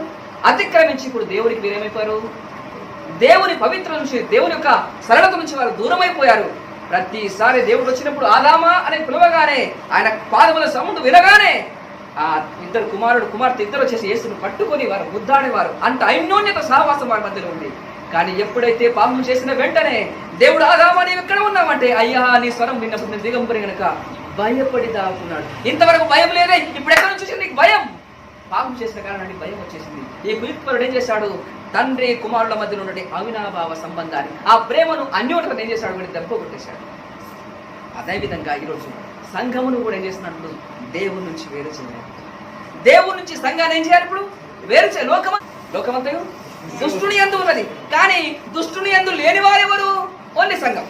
అవునా కదా? దుష్టుని యందు లేని వారు, దుష్టు నుంచి వేరుపరచబడిన వారు, లోకం నుంచి వేరుపరచబడిన వారు, దేశ రక్తములు కడగబడిన వారు, యేసు వారిని ప్రత్యేకించాడు. ప్రత్యేకించబడిన వారి గుంపే యొక్క సంఘం. ఈ సంఘాన్ని కూడా ఏం చేద్దామది? క్రైస్తవు నుంచి వేరే మళ్ళీ లోకానే. అందుకే వాడు ఏం చేస్తున్నాడు? ఇప్పుడు కుయుక్తిపరుడుగా వస్తున్నాడు. దేవుని ఎడల నుండి సరళత నుంచి, ఆ పవిత్ర నుంచి తప్పించడానికి ఆ కుయుక్తిని పట్టుకొని వస్తున్నాడు. ఆ ఏం చేస్తున్నాడు? కింద చదవండి. వచ్చిన వాడెవడైనను, ఏలయనగా వచ్చిన వాడు ఎవడైనను, అది ఎవడంటే ఇప్పుడు ఏలయనగా వచ్చిన వాడు ఏలేడు తోడులో కూడా వచ్చాడు. ఇప్పుడు సంఘంలో కూడా అనేక మంది వస్తారు. పాస్టర్లు ఈయన వస్తాడు, తర్వాత ఇంకో వస్తారు. ఎవడు వచ్చినా సరే, మీ ఇంటికి కూడా వచ్చినా సరే, వచ్చిన వాడు ఎవడైనను మేము ప్రకటింపని, అది ఇంకేమొస్తున్నాడు? ఇప్పుడు ఇప్పటి వరకు ఆదాము దగ్గరికి అవ్వ ఏం పట్టుకుని వచ్చింది? అవ్వ దగ్గరికి ఏం పట్టుకుని వచ్చింది? ఆయన మరి యొక్క వార్తను పట్టుకొని వచ్చింది. అనగా దేవుని ఆజ్ఞను అతిక్రమింపజేసి ఒక మాటను తీసుకొని వచ్చింది. ఇక్కడ కూడా ఏం తీసుకొని వచ్చాడు? వచ్చిన వాడు ఎవడైనను మేము ప్రకటింపని మరి ఒక యేసు అన్నాడు. అక్కడ అంటే యేసు ఒకడు ఉన్నాడు. అనగా యేసు క్రీస్తు యొక్క పౌలు చెప్తున్నట్టుగా, అపోస్తలుడైన పౌలు చెప్పినటువంటి యేసు ఒకడు ఉన్నాడు.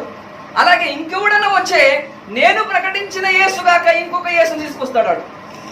నేను మరి ఒక యేసును అది ఏం చేస్తున్నాడు వాడు? నేను ప్రకటింపని మరి ఒక యేసును వాడు ఏం చేస్తున్నాడు? వచ్చిన వాడు ఎవడైనా సరే ఏం ప్రకటించాలి? ఇప్పుడు పౌలు భక్తుడు ఏ యేసును ప్రకటించాడో ఆ యేసునే వీడు ప్రకటించాలి. కానీ వచ్చిన వాడు ఎవడైనా సరే నేను ప్రకటించిన ఆ యేసును కాకుండా ఇంకొక యేసును ప్రకటిస్తే వాడు ఎవడో కుయుక్తిపరుడు. ఎందుకు వచ్చాడు ఇంకొక యేసు? అసలు యేసు ఎందుకు వచ్చాడు? మనం పాపం చేశాము. ఆ కుయుక్తిపరుడు ఆదాము చేత అవ్వ ఆ కుయుక్తిపరుడు ఆ సర్పం చేత మోసగించబడి దేవుడికి దూరస్థలమైన మనం చూస్తాము. యేసుక్రీస్తు కడపటి ఆదాముగా వచ్చి మన మానవ జాతిని మొత్తం ఏం చేశాడు? మళ్ళీ రక్షణలోనికి తీసుకొచ్చాడు. అంటే ఇప్పుడు ఈ మానవ జాతిని రక్షించడానికి వచ్చినప్పుడు యేసుక్రీస్తు ద్వారా మనకి ఏమైంది? ఇప్పుడు సంఘములో మనకి సభ్యత్వం దొరికింది, క్రీస్తుతో సహవాసం దొరికింది, మళ్ళీ క్రీస్తు బిడ్డలుగా క్రీస్తు సంఘముగా మనం చేర్చబడ్డాం. అట్లయితే వీరుడు కూడా మళ్ళీ ప్రభువటానికి మరి యొక్క యేసుని తీసుకొస్తున్నాడు. ఎట్లా వస్తున్నాడు? ఇప్పుడు వచ్చినవాడు ఎవడైనాను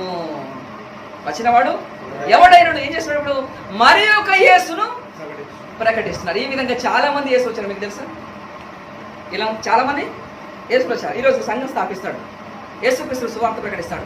కొన్ని రోజుల తర్వాత నేనే క్రీస్తుని చెప్పుకున్నాడు. ఇలాగా మన దేశంలో లారయ్య క్రిస్ట్ అని ఒకడు వచ్చాడు. లారయ్య కృష్ణ లారయ్య ఒక పేరుంటుంది.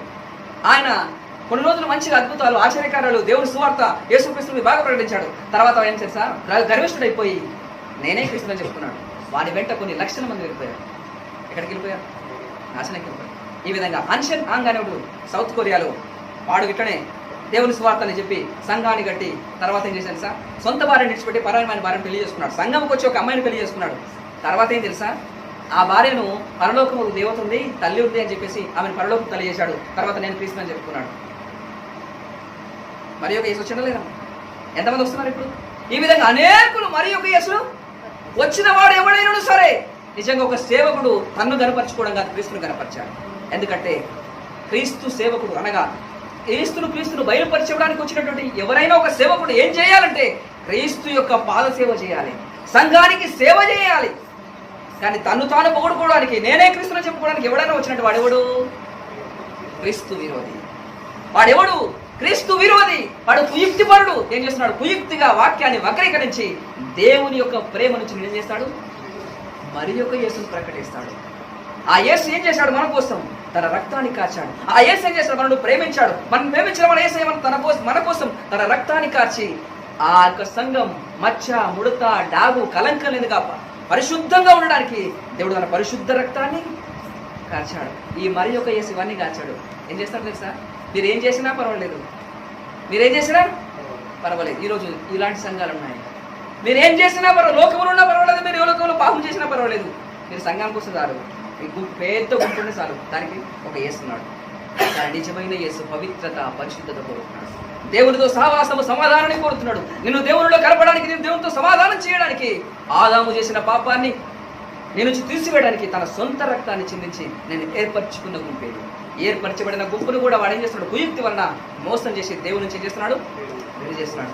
మరి యొక్క యేసుతా వరకింది.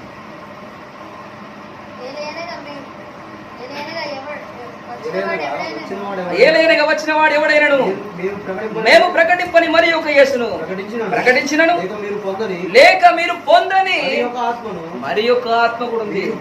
మరి ఒక యేసున్నాడు, మరి ఒక ఆత్మ ఉన్నాడు. తర్వాత హల్లెలూయా. ఇంకేముంది? చాలు చాలు. మరి యొక్క యేసు, మరి యొక్క ఆత్మ, మరి యొక్క ఏంటి? ఒకటి ఒరిజినల్ ఉన్నదనుకోండి, దానికి డూప్లికేట్ తయారు చేస్తాడు. చైనా వాళ్ళు ఏం చేస్తారు తెలుసా? ఏదైనా ఒక ఒరిజినల్ ఏదైనా ప్రోడక్ట్ వచ్చింది అనుకోండి, దానికి డూప్లికేట్ అప్పుడే తయారు చేస్తాడు వాడు. అవునా కదా? మనం ఇప్పుడు హైదరాబాద్లో ఆ ఏరియాకి వెళ్తే మనకి పెన్సిల్ నుంచి ఎంత పెద్ద ప్రోడక్ట్ అయినా డూప్లికేట్ దొరుకుతుంది అక్కడ. సేమ్ యాజ్ ఇట్ ఈజ్ ఉంటాయి, పేరు, ఊరు అంతా సేమ్ ఉంటుంది, కానీ డూప్లికేట్. అలాగే సత్యమైన యేసు ఉన్నాడు, సత్యమైన సువార్త ఉంది, సత్యమైన ఆత్మ ఉంది. అదేవిధంగా సాతాను ఏం చేశాడు? డూప్లికేట్ యేసును, డూప్లికేట్ సువార్తను, డూప్లికేట్ ఆత్మను కూడా తీసుకొచ్చాడు. సేమ్ ఒకటేగా, ఆరాధన సేమ్, భక్తి సేమ్, ఒకటే బైబిల్. కానీ మీరెందుకు దేవునికి వ్యతిరేకంగా ఉన్నాడు? మీరు ఎందుకు ప్రేమ లేదు, మీరు ఎందుకు పవిత్రత లేదు, మీరు ఎందుకు పరిశుద్ధంగా జీవించలేదు అనగాడు మరి యొక్క యేసు. అది మరి యొక్క సువార్త, అది మరి యొక్క ఆత్మ. నిజంగా దేవుని ఆత్మ చేత నింపబడిన వాడు ఏం చేస్తాడు? దేవుణ్ణే గొప్పగా చేస్తాడు. కానీ మరి యొక్క ఆత్మ చేత నింపబడిన వాడు ఏం చేస్తాడు? దేవుణ్ణి కాదు, ఎవరిని? తనకు తాను గొప్పగా చేసుకుంటాడు. మరి యొక్క సువార్త అంటే ఏంది? యేసుక్రీస్తు చెప్పాడు. ఏం చేశాడు? మన కోసం, మన పాప నిమిత్తం యేసుక్రీస్తు వధించబడ్డాడు. మనం కూడా ఆ యేసుక్రీస్తు యొక్క మార్గంలోనే నడవాలి. కానీ మరి యొక్క సువార్త ఏం చేస్తే తెలుసా? మీరు ఏం చేసినా పర్వాలేదు, మీకోసం యేసయ్య రక్తం కాచాడు నడవండి. ఎక్కడికి వెళ్ళిపోతాడు? విశాల మార్గంలో వెళ్ళండి. అనగా దేవుని వాక్యాన్ని వక్రీకరించి దేవునికి విరోధులుగా మార్చడానికి ఈ మరి యొక్క యేసు, మరి యొక్క సువార్త, మరి యొక్క ఆత్మ అంటే డూప్లికేట్ తయారు చేసేసి ప్రజలోనికి పంపిస్తారు. ప్రజలు కూడా సత్యమును నమ్మరు. ఇప్పుడు ప్రజలు దేన్ని నమ్ముతారు? సత్యాన్ని తొందరగా నమ్మరు. ఏదైతే అబద్ధం ఉందో దాన్ని తొందరగా క్యాచ్ చేస్తారు. అవునా కదా?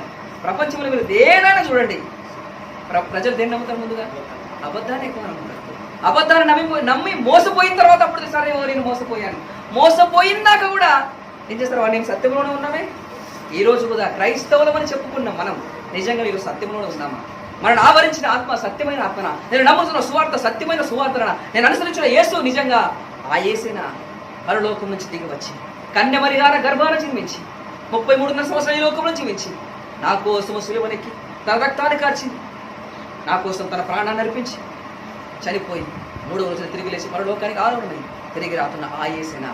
లేకపోతే సుఖం కోసం, విలాసం కోసం, ఈ లోకంలో ఏదో భక్తి చేయాలి కనుక ఆ భక్తి పరుడుగా నటించి ఈ లోకంలో నిజంగా దైవభక్తి లేని వారిగా ఏదో పై భక్తి చేసుకొని నిజంగా దేవునితో సహవాసము లేకుండా, సంబంధం లేకుండా ఏదో సంఘస్థులతోనే మాస్టర్ గారితో సంబంధం ఉంటున్నాడు. నిజంగా ఇది క్రీస్తు యొక్క అట్లయితే నిజంగా మన యేసు ఎవరు? మన కోసం దిగి వచ్చిన యేసు. మన యేసు ఎవరు? మనం ప్రేమించిన యేసు. మన యేసు ఎవరు? మన కోసం రక్తం కాల్చిన వాడు. మన యేసు ఎవరు? మన కోసం తండ్రి పక్కన విజ్ఞాపనం చేసిన యేసు. ఆ యేసు ఎవరు? నీ కోసం అక్కడ స్థలం సిద్ధపరుస్తున్నాడు. నా కుమార్తె మారు మనసు పొందాలి, నా కుమారుడు సంపూర్ణ సిద్ధి పొందాలి, నా కుమార్తె నా కుమారుడు నా వలె మార్పు చెందాలి అని నీ కోసం తన రక్తాన్ని, తన పరిశుద్ధాత్మ నీలోకి పంపించాడు. ఆ పరిశుద్ధాత్మ దేవుడు ఇక్కడ ఏం చేస్తున్నాడు తెలుసా? మనందరినీ తన పోలికలోనికి సిద్ధపరుస్తున్నాడు, సంపూర్ణతలోనికి మనం మారుస్తూ ఉన్నాడు. అందుకే ఆయన సేవ, పరిశుద్ధాత్మ యొక్క సేవ ఏంటి? అవును, దేవుడు యేసుక్రీస్తు యొక్క సువార్త. యేసుక్రీస్తు లోపలికి వచ్చాడు, మనను ప్రేమిస్తున్న రక్తాన్ని కాచి వెళ్ళాడు. అదే పరిశుద్ధాత్మ వచ్చి ఆ రక్తం వలనటువంటి యొక్క సంఘం, కొనబడిన సంఘాన్ని పవిత్రపరిచి పరిశుద్ధపరుచు దాన్ని ఇంకా దేవుని యొక్క పోలికలోనికి మారుస్తున్నాడు. ఆ సువార్త వలన అనేకులను పిలుస్తున్నాడు. సువార్త వలన అనేకులను పిలిచి వారిని పరిశుద్ధపరిచి వారిని పవిత్రపరిచి దేవుని పోలికలోనికి మార్చేదే ఈ యొక్క పరిశుద్ధాత్మ యొక్క పని. అట్లయితే ఈ పరిశుద్ధాత్మ పని లేకుండా, ఈ సువార్త యొక్క కార్యం జరగకుండా, ఈ యొక్క యేసు యొక్క కార్యం జరగకుండా మరి యొక్క యేసు, మరి యొక్క ఆత్మ, మరి యొక్క సువార్త లోకంలోకి వచ్చింది. అట్లయితే ఇప్పుడు వీళ్ళు ఏం చేస్తారంటే సంఘంలోనికి వచ్చిన వారిని కూడా ఏం చేస్తున్నాడు? ఇప్పుడు మోసపరుస్తున్నాడు. అట్లయితే ఈ మోసము చేసే ఆత్మ ఏం చేస్తుంది? మోసము చేసే సువార్త ఏం చేస్తుందంటే వాక్యాన్ని తెలుసుకుంటుంది. వాక్యం పట్టుకొనే ఈ విధంగా ఎంతో మంది వాక్యం పట్టుకొని తిరుగుతున్నారు. మీరు నల్గొండ ప్రాంతం, ఇక మిర్యాలగూడ ప్రాంతంలో తిరుగుతారు. వైట్ షర్ట్ వేసుకొని బ్లాక్ ప్యాంట్ వేసుకొని తిరుగుతూ ఉంటారు. వాళ్ళని ఏమంటారు? మంచి ఇంగ్లీష్ వాళ్ళు ఇక్కడ నుంచి అమెరికా నుంచి వచ్చిన వాళ్ళు ఉన్నారు, ఇక్కడ అనుకుంటున్నారు, వాళ్ళు ఉన్నారు. వాళ్ళు ఏం చేస్తారు తెలుసా? వాళ్ళు దేవుని కోసం ప్రకటించారు, బైబిలే పట్టుకుంటారు. కానీ ఏం చేస్తారు తెలుసా? పరలోకం తల్లి గురించి ప్రకటన చేస్తారు. ఏం తల్లి? పరలోకంలో మనకు ఒక తల్లి ఉంది అని చెప్తారు. నిజానికి పరలోకం తల్లి ఉంది. కానీ వాక్యాన్ని వక్రీకరిస్తాడు వాడు. నీకు ఏదైతే అర్థమవుతుందో నీకు అర్థమయ్యే భాషలు చెప్తాడు. ఏంటో తెలుసా? ఒక పక్షులు ఉన్నాయి, పశువులు ఉన్నాయి, చేపలు ఉన్నాయి. వాళ్ళు ఏమున్నాయి? జంటలుగా ఉన్నాయి కదా. అట్లయితే ఇప్పుడు మానవ నిర్మాణానికి ఉపయోగించిన దేవుడు కూడా జంటగా అని చెప్తాడు. ఎంత అబద్ధం ఇది! వాక్యంలో అద్వితీయ సత్య దేవుడైనా నీ దేవుడు యెహోవాను, నేనే అద్వితీయ సత్య దేవుడను అని అన్నాడు. నేను ఒక్కడనే, నేను తప్ప దేవుడు మరొక దేవుడు నీకు? ఆయన ఒక్కడే దేవుడు, మన దేవుడు. కానీ వీడేం చెప్తాడు? దేవునికి ఒక భార్య ఉందని చెప్పుకొచ్చాడు. ఎంత అబద్ధం ఇది! ఇంచుమించు కొన్ని కోట్ల జనం వారిని వెంబడిస్తుంది. ఏం చేసింది ఇప్పుడు? ఏం చేశాడు వీడు? మోసం చేశాడు. ఈ విధంగా మోసం చేసి దేవుడి నుంచి వేరు చేసి, పవిత్ర నుంచి వేరు చేసేసి లోకంలో కనిపిస్తున్నాడు. ఈ విధంగా అనేక జనంగానే దేవుడి సంఘం నుంచి వేరు చేసి లోకంలో కనిపిస్తున్నాడు. అట్లయితే ఈరోజు నేను దేవుని కోసం బ్రతకాలి అని నీకు ఆశ ఉంటుంది. రోజు సత్యమైన సువార్తను అంగీకరించి ఏంటి ఆ సువార్త? ఏంటి ఆ సువార్త?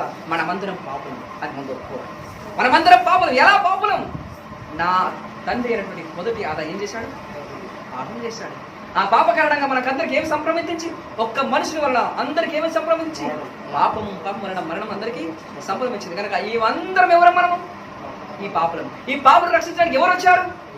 పాపులను రక్షించు క్రీస్తు యేసు లోకములకు అప్పుల బాధ నుంచి రక్షించడానికి కాదు, రోగం నుంచి రక్షించడానికి కాదు. దేన్ని రక్షించాలి? ఇప్పుడు పాపిని పాపం నుంచి విడుదల పొందాలి. నేను పాపిని అయితే నన్ను యేసుక్రీస్తు వచ్చి నేను పాపినే కానీ నాకు అప్పులు ఉన్నాయనుకోండి, యేసుక్రీస్తు వచ్చి నా అప్పుల బాధ తీర్చేశాడు. నేను చనిపోయాను, ఎక్కడికి వెళ్తాను? అప్పుల బాధ మాత్రం పోయింది కానీ పాపం పోలే. అర్థమైంది మీకు? అప్పుల బాధ పోయింది కానీ పాపం పోలే కదా. యేసుక్రీస్తు వచ్చినందుకు అప్పుల బాధ తీసాడు కాదు, పాపాన్ని తీసాడానికి వచ్చాడు. ఈ సువార్త ఇంకో సువార్త. మరి ఒక సువార్త ఏం చేశా? నీకు అప్పుల బాధలు ఉన్నాయా? యేసుక్రీస్తు ఒకరా నీకు అనారోగ్యం ఉందా యేసుక్రీస్తు దగ్గర, నీకు పెళ్లి కాలేదా యేసుక్రీస్తు దగ్గర అని చెప్పి ఈ శరీర సంబంధమైన వాటినే చూపించి నేను యేసుక్రీస్తుకు శిష్యులుగా మారుతామని చూస్తారు. కానీ అది మరి ఒక యేసే. ఎందుకంటే యేసుక్రీస్తు వచ్చిన ముఖ్య ఉద్దేశం ఏంటి అంటే నిన్ను పాపం నుంచి విడిపించడానికి యేసు రక్తం దాల్చింది అందుకోసమే, ప్రాణం పెట్టింది అందుకోసమే, ఈ లోకానికి దిగి వచ్చింది అందుకోసమే. అద్భుతాలు ఆశ్చర్యం చేయడానికి యేసుక్రీస్తు రావాల్సిన అవసరం. యేసుక్రీస్తు రాకముందు ఎన్నో అద్భుతాలు జరిగాయి. చచ్చిన వారిని లేపారు దేవుని యొక్క ప్రవక్తలు. కానీ యేసుక్రీస్తు ఎందుకు వచ్చాడు? నశించిపోయి నరకానికి వెళ్ళిపోతున్నాడు, నీ ఆత్మను రక్షించడానికి, నీ పాపాన్ని క్షమించడానికి యేసుక్రీస్తు లోకానికి వచ్చాడు. అది సువార్త. ఏంటి ఆ సువార్త? నీ కోసం ఒక పాపి, నువ్వు నిజంగా నువ్వు పాపం చేత నరకానికి వెళ్ళిపోతున్నావు, నువ్వు పండు తినగా నిత్యముగా నువ్వు చచ్చేదవరగా మరణ శిక్ష విధించబడిన మనందరి కోసం ఈ మరణం నుంచి నువ్వు విడిపించడానికి యేసుక్రీస్తు నీ మరణాన్ని తన మీద మోసుకొని నీకు బదులుగా యేసుక్రీస్తు సిలువలో మరణించాడు. మనం సిలువను చూస్తున్నప్పుడుగా యేసయ్యా నువ్వు నా కోసం మరణించావు కదా, నేను ఈ పాపంలో ఎలా బ్రతకాలి ప్రభా, నేను పాపంలో బ్రతకాలి, నిన్ను చూస్తున్నాను, నా కోసం సిలువలో మరణించావు ప్రభా, నీ రక్తమంతా నా కోసం కార్చావు కనుక నేను అపవిత్రంగా బ్రతకను, నేను పవిత్రంగా బ్రతకాలి ప్రభు అని మనం ప్రభువును చూసినప్పుడల్లా మనకి ఏం చెప్తూ రావాలి? నేను పవిత్రంగా బ్రతకాలని గుర్తు రావాలి. అందుకే ఇప్పుడు యేసు ఏం చేశాడు తెలుసా? నీ పాపానంతా తన మీద మోసుకొని తన పవిత్ర రక్తాన్ని, పరిశుద్ధ రక్తాన్ని మన కోసం కార్చాడు. అయితే ఆ రక్తము చేత మనం కడగబడిన వారమైతే మనం ఏం చేస్తాడు? ఉచితముగా దేవుడిని నీతిమంతులుగా తీర్చేశాడు. ఎలా చేశాడు? నీవేం డబ్బు ఇవ్వలే, నీవేం భక్తి చేసినంత వల్ల కాదు, నీ ప్రార్థన వల్ల కాదు, నీ పాట వల్ల కాదు, నువ్వు భక్తి పరుడుగా ఏదో నటించడం వల్ల కాదు, ఉచితముగా యేసుక్రీస్తు వచ్చి ప్రభువా నేను పాపినని నిజంగా నీవు ఒప్పుకుంటే, నీ యొక్క పూర్తిని హృదయాంతరంగంలో నుంచి ప్రభువా నేను పాపిని నన్ను క్షమించమని నువ్వు వేడుకుంటే ఆ శిలువ మీద తన కలిసినటువంటి ఆ రక్తము చేత నిన్ను కడిగి నిన్ను పవిత్రపరిచి ఉచితముగా నేను నీతిమంతుడిగా తీరుస్తాడు. ఈ విధంగా లోకములో ఏ దేవి దేవతలు నిన్ను పవిత్రంగా చేయడానికి తన రక్తాన్ని కాచి మరి ఈ లోకంలో ఇవ్వడారు. చెప్పుకున్నారు నేను దేవుని, నేను బాబాను, నేను అయితే చెప్పుకున్నారు. చెప్పుకున్న మాట వలన కాదు, దేవుడు క్రియతలు జరిగించాడు. ఎందుకంటే తన కుమారుని రక్షించుకోవడానికి తన తండ్రి ఎంతో బాగా తన కుమారుని ఏం చేస్తాడు? రక్షించుకుంటాడు. ఎందుకంటే తన తండ్రి తన కడుపున పుట్టిన బిడ్డను రక్షించుకోవడానికి ఎంతైనా ప్రయాసపడతా తెగిస్తాడు. అదేగా మన తండ్రి అయిన పరలోకపు దేవుడు మనం తెగించి తన ప్రాణాన్ని ఇవ్వడాగైనా వెనుదీవలేదు. నిజంగా ఇది తండ్రి యొక్క ప్రేమ, ఇది తండ్రి యొక్క ప్రేమ. అందుకే ఆయన రక్త మాంసము లేనివాడు అయినట్టు దేవుడు కూడా నీకోసం నిన్ను రక్షించడానికి తన రక్త మాంసం కలిగిన వాడు ఈ లోకానికి దిగి వచ్చాడు. అట్లయితే ఈ దిగి వచ్చి ఏం చేశాడు? నీకు సువార్తను అనుగ్రహించాడు. ఏంటి ఆ సువార్త? నీకోసం కలువరు రక్తం కార్చాడు, ఉచితంగా నీతిమంతులుగా తీర్చాడు. సర్వజనుల రాజ్యం రండి, మీకు పాప క్షమాపణిస్తానని యేసుక్రీస్తు పిలుస్తున్నాడు. అట్లయితే ఆ నిజమైన సువార్తకు నేను అప్పగించుకుంటే నేను ఉచితముగా దేవుడు నీతిమంతులుగా తీరుస్తాడు. ఈ లోకములు ఎవరైనా చాలా మంచి చదువుకున్న వారికి ఏం చేస్తారు? డాక్టరేట్ ఇస్తారు. ఏదైనా వంశాన్ని తీసుకొచ్చి బాగా చదివినప్పుడు వారికి ఏం చేస్తారు? డాక్టరేట్ ఇస్తారు. కానీ నీతిమంతుడు అనే డాక్టరేట్ ఈ లోకంలో ఎవరు ఇవ్వరండి. ఇస్తారు ఎవరైనా? ఎంత చదువుకున్న నీతిమంతుడు ఎవరు డాక్టర్ ఇవ్వరు. కానీ దేవుడు ఒక పాపిని పట్టుకొని, ఒక వ్యభిచారాన్ని, ఒక దొంగను, ఈ లోకంలో తిరుగుబోతును, తాగుబోతును యేసుక్రీస్తు దగ్గరకు వచ్చినాక తన హృదయాన్ని పూర్తిగా తీసేసి తనకు యేసుక్రీస్తుకు హృదయాన్ని ఇచ్చేసి ఇతడు నీతిమంతుడు. ఎవరిచ్చారు ఈ బిరుదు? ఎవరిచ్చారు? యేసుక్రీస్తు.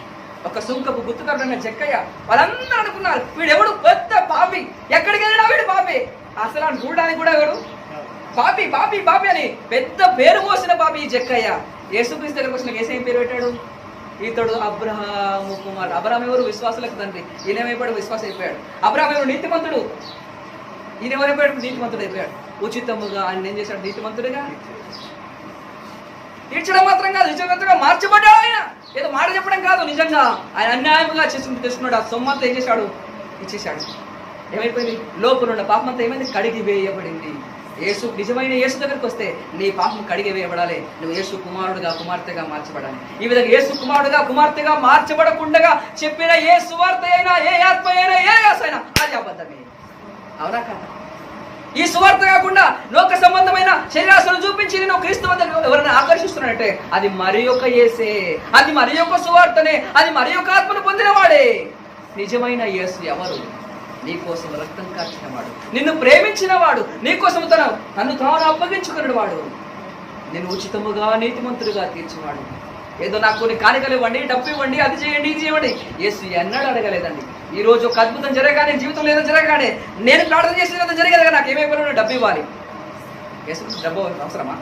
ప్రభు చెప్పాడు, 1000 కొండల మీద పశువులు నీవు నావే కదా, నీవు నాకు ఏమి ఇచ్చి నన్ను గణపరుస్తావు? భూమి యుద్ధాల సంపూర్ణత యెహోవావే, అసలు మొత్తం ఆయనవే. నీకు దేవుడు ఇవ్వాలి కానీ నీవు ఆయనకి ఇవ్వడం ఏంటి? అవునా కదా? నీవేమికి ఇవ్వాలి? ఇప్పుడు నీకు దేవుడు ఇస్తాడు. కానీ నేను చేస్తాను, నేను దేవునికి ఇస్తానని చెప్తారు. దేవునికి ముందు అవి ఇవ్వడం కాదు, మీ హృదయం దేవునికి ఇచ్చేస్తాను. ఎందుకు చెడిపోయిన నీ పాప హృదయాన్ని దేవునికి ఇస్తే దాన్ని యథార్థవంతునిగా నేను మార్చేస్తాను. మొట్టమొదటి ఆదామును దేవుడు సృష్టించినప్పుడు ఏ విధంగా యథార్థవంతుడుగా ఉన్నాడు, అదే యథార్థత నీకు దేవుడు అనుగ్రహిస్తాడు. అందుకే మొదటి ఆదామును దేవుడు సృష్టించినప్పుడు యథార్థవంతుగా సృష్టించాడు. అదే దేవుని పోలికగా సృష్టించాడు.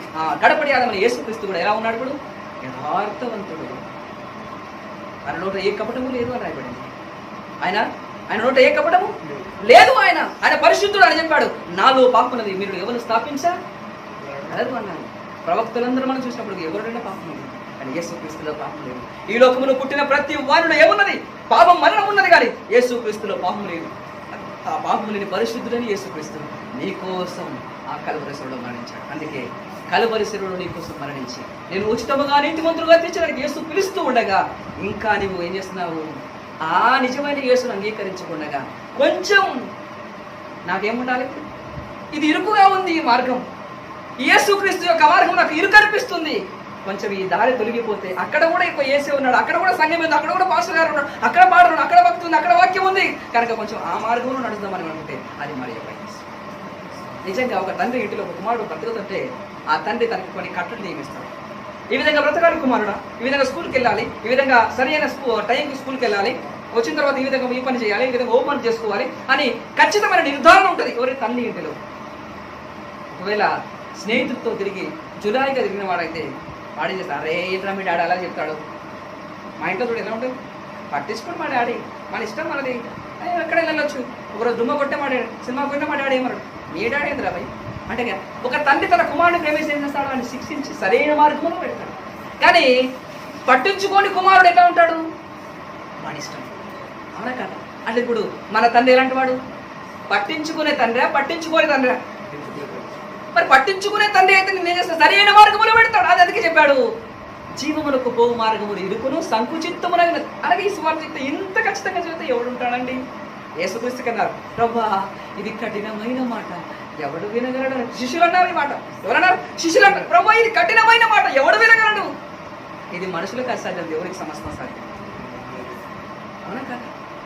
అనగా నీ హృదయంలో విశ్వాసం ఉంటే, నిజంగా నువ్వు తండ్రి మీద ప్రేమ ఉంటే, ఆ తండ్రి దగ్గరికి వెళ్తే నీకు ఆ సమస్త బలాన్ని నీకు అనుగ్రహిస్తాడు. అవునా కదా? ఇవ్వడా? తన కుమారుడిని నీకు అనుగ్రహించినప్పుడు దీనికి సమస్తం ఎందుకు ఇవ్వడు? తన సొంత ఏకైక కుమారుడు నీకోసం బలి అర్పణగా అర్పించినప్పుడు, నీకోసం తన కుమారుని శిలువ మీద అర్పించినప్పుడు నీకోసం ఇంకేదానికైనా తెగిస్తాడు ఆయన. తన కుమారుని అర్పించిన నీకు ఏదైనా అనుగ్రహిస్తాడు. అట్లయితే ఆయన మీద నీకు విశ్వాసం ఉందా? తండ్రి మీద నీకు విశ్వాసం ఉంటే ఎంత ఇరుకైనా సరే ఆయన వెంబడిస్తావు. కానీ పక్కవాని వెంబడి వాడు ఏం చెప్పినా సరే సాతానుడు వచ్చి లేదు లేదు ఆయన మీ తండ్రి కాడు, లేదు లేదు మీ తండ్రి నేను ఇరుకు వేస్తున్నాడు, మీ తండ్రి అది చేస్తున్నాడు, నేను ఏదో నాశనం చేయాలని చూస్తున్నాడు. నిజంగా సొంత తండ్రి ఎవరిని నాశనం చేయడానికి పిల్లలకి. అంటే ఈ కుయుక్తి వాడు ఏం చేస్తాడు? ఏదో అబద్ధం చెప్పేసి నేను దేవుడి నుంచి ఏం చేస్తాడు? దూరం చేయాలని చూస్తాడు. అదే ఇది మరి యొక్క యేసు, మరి యొక్క ఆత్మ, మరి యొక్క సువార్త. అట్లయితే ఈరోజు ఈ మరి యొక్క యేసు, మరి యొక్క సువార్త మనకు అవసరం లేదు. మొట్టమొదటిగా అపోస్తులు వేసిన పునాది ఏంటి? ప్రవక్తల ద్వారా దేవుడు ప్రకటించిన సువార్త ఏంటి? యేసుక్రీస్తు బోధించే చేత అది ప్రారంభమైనది. ఆ సువార్త, ఆ యేసు, ఆ నిజమైన పరిశుద్ధాత్మ మనకు కావాలి. అందుకే ప్రభువు చెప్పాడు, నేను వెళ్ళి తన పరిశుద్ధాత్మను పంపిస్తాను. ఆ ఆత్మ వచ్చినప్పుడు ఏం చేస్తుంది? మిమ్మల్ని సర్వసత్యములోనికి ఆత్మను పొందుకున్నానే అన్ని భాషలు మాట్లాడిన పైకి తర్వాత బూతులు మాట్లాడేవాడు ఏ ఆత్మ? యేసుక్రీస్తు నమ్ముకున్నాడని చెప్పి సంఘంలో వచ్చి మంచి పాట పడిన తర్వాత అమ్మగారి ఇంటికి వెళ్తుంది భర్తతో కొట్లాడాలి. ఏ ఆత్మ ఇది? ఏసి. నిజంగా యేసు కుమారుడు కుమార్తె అయితే మన హృదయంలో నిజంగా నీతిమంతుడుగా తీర్చబడితే జక్కయ్య సాక్ష్యం ఇస్తున్నాడు. ఎవరు జక్కయ్య గురించి ఎవరు సాక్ష్యం ఇస్తున్నారు? ఏసే సాక్ష్యం ఇస్తున్నాడు. ఇది అబ్రహాము సమరయ స్త్రీ ఒకప్పుడు ఏంది? 5 మంది భర్తలు. ఆమె జీవితం ఏంటి? ఆమె అప్పటికి ఆరాధన మొదలవుతుంది, ఆమెకు కొండ మీద ఆరాధనకి వెళ్తూనే ఉంది. కానీ యేసు దగ్గరకు వచ్చిన తర్వాత దేవుడు ఆమె చేశాడు, ఆమె జీవితాన్ని మార్చేశాడు. 5 మందితో తిరిగిన ఈమె ఆమె జీవితం మారిన తర్వాత ఒక స్వార్థకురాలుగా మారిపోయింది. ఆమెను ఎవరు లెక్క చేయలేదు. ఆమె ముందు పోయినప్పుడు ఆమె అపవిత్రంగా బ్రతుకున్నప్పుడు ఆమెను ఎవరు లెక్క చేయలేదు. కానీ యేసుక్రీస్తు శిష్యురాలుగా మారిపోయిన తర్వాత ఆమె ఒక్క మాట చెప్తే ఊరందరూ వచ్చేసారు, నిజంగా నేను మెస్సయ్య అనుకున్నాం. నువ్వు నేను చెప్పిన మాటను బట్టి మాత్రం కాక మేము నిజంగా మా యేసును చూడగలుగుతున్నాం. యేసయ్య మీరు మా దగ్గర 2 దినాలు ఉండండి అని అసలు యేసయ్య వేడుకుంటున్నారు. ఎవరు చెప్పిన మాట? యేసు దగ్గర ఎవరు నడిపించింది? ఎవరు నడిపించారు వాళ్ళని అందరినీ? ఒక సమరయ స్త్రీ. ఆమె ఎవరు? ఫస్ట్ ఒక పాపాత్మురాలు, ఒక పేరు వేసినటువంటి ఆమె. ఇవే పాపాత్మురాలు అందరూ ముద్రించారు ఆమెని. కానీ యేసు దగ్గర చూసిన ఆమె జీవితమే నిజంగా సత్యవంతులని యేసు దగ్గరికి వస్తే మన జీవితం, మన ప్రవర్తన, మన మాట, మన ప్రవర్తన పూర్తిగా మారుతుంది. ఎందుకంటే దేవుడు చెప్పాడు, నేను నీతిమంతునిగా తీరుస్తాను. యేసు దగ్గరికి వచ్చిన వాడు ఎవడు అదే విధంగా ఉండలేడండి. మన జీవితంలో ఒక మార్పు జరిగింది. కానీ లోపల కపటము దాచుకున్నటువంటి ఇస్కారియోతు దొంగ మాత్రం మార్పు. యేసుతోనే వెంబడిస్తున్నాడు, యేసు దగ్గరనే ఉంటున్నాడు, కానీ లోపల ఏం దాచిపెట్టుకున్నాడు? ఈరోజు నిజంగా నీ దురాశను దాచిపెట్టుకుంటే యేసు నీతో ఉంటాడు. నీవు దురాశను దాచిపెట్టుకుంటే యేసును అమ్మేస్తావు, లోకం సంపాదించుకుంటావు. ఏం చేశాడు? యేసునే అమ్ముకోవడానికి. కానీ పేతురు అలా చేయలేదండి. పేతురు యేసుని అమ్ముకున్నాడా? లేదు. యేసయ్యా, నీకోసం నా ప్రాణం ఇవ్వవలసి వచ్చినా నేను నీకోసం మరణిస్తాను. ఎంత ప్రేమ! ఒక మగ్దలైన మరియ యేసుక్రీస్తు చనిపోయిన తర్వాత, సమాధిలో పెట్టిన తర్వాత యేసుక్రీస్తు సమాధిలోకి వెళ్ళి చూస్తుంది, నా ప్రభువుని ఎవరు ఎత్తుకొని పోయారా అని. అక్కడ చూసినప్పుడు ఒక మనిషి కనబడితే ఆయన కడుతుంది, అయ్యా నా ప్రభువుని ఎవరు ఎత్తుకుని వెళ్ళారు? ఆ యొక్క శవం ఉంటే నేను ఎత్తుకుని ఇంటికి వెళ్ళిపోతానంటే యేసుక్రీస్తు అంత ప్రేమ ఉంది ఆమెకి. మనకెంత ఉందండి ప్రేమ యేసయ్య మీద? నీకోసం రక్తం కాచి, నీకోసం ప్రాణం ఇచ్చి, నీ పాపాన్ని భరించి, నేను నీతిమంతునిగా తీర్చి ఈ లోకంలో నీకు సర్వ సుఖాన్ని అనుభవిస్తున్నా యేసు కోసం నీకెంత ప్రేమ ఉన్నది? పక్కవాడు నీ క్రైస్తవుడు అనగా మనం నోరు మూసుకుంటాం. యేసు కోసం ప్రాణాలు తెగించడానికి కనబడి ఒక స్త్రీ యేసు తన శవాన్ని ఎత్తుకొని పోవడానికైనా సిద్ధపడింది. ఎంత ప్రేమిస్తుంది యేసయ్య! ప్రభు చెప్పాడు, ఈమె నన్ను అధికముగా ప్రేమించింది కనుక ఆమె సమస్త పాములు క్షమించాడు. రెండు తరాలు వంచండి. ఏం చేసింది? యేసయ్యను ఆమె అధికముగా ప్రేమించింది కనుక ఆమె సమస్త పాపాలు క్షమించబడ్డాయి. నిజంగా ఈ సువార్త ఎక్కడైతే ప్రకటించబడుతుందో ఆమె పేరు కూడా ప్రకటించబడుతుందని ఒక ఆమె గురించి చెప్పాడు యేసయ్య. అంటే ఈరోజు నీవు నమ్ముతున్నది నిజమైన యేసునైనా? నువ్వు నమ్ముతున్న సువార్త నిజమైన సువార్తనా? నువ్వు పొందిన ఆత్మ నిజమైనటువంటి ఆత్మైనా, లేకపోతే మరి ఒక యేసా, మరి ఒక సువార్తనా, మరి ఒక ఆత్మనా? తంత్రగాడు ఎలా వస్తున్నాడు? కుయుక్తిపరుడు ఎలా వస్తున్నాడు? యథార్థవంతుడైన నీ మీద నీ మనసును చెరిపివేయడానికి ఆ కుయుక్తిపరుడు వస్తున్నాడు. ఏ విధము చేతనైనాను సరే, ఎట్లయినాను సరేనంట, ఏ విధము చేతనైనాను సరే నిన్ను క్రీస్తు నుంచి వేరు చేయాలి. వారి పని. నువ్వు పొలం కాడు ఉన్నావా, నీ ఇంట్లో వంట చేస్తున్నావా, నీ భర్తతో ఉన్నావా, నీ కుమార్తెతో మాట్లాడుతున్నావా, కుమార్తెతో మాట్లాడుతున్నావా, నీ సంఘములో ఉన్నావా, నువ్వు ఎక్కడున్నా సరే, ఏ విధము చేతనైనాను సరే, ఎట్లయినాను సరే నిన్ను దేవుని నుంచి వేరు చేయడమే వాడి ఒక ఉద్దేశం. ఇది కుయుక్తిపరుడు సాతాను యొక్క ఉద్దేశం అంటే. ప్రతి క్షణం నేను చూస్తున్నాడు, సాతాను ప్రతి క్షణం చూస్తూనే ఉన్నాడు. ఎక్కడ పట్టుకోవాలి, ఎప్పుడు మోసం చేయాలి, మీను దేవుని నుంచి వేరు చేయాలి.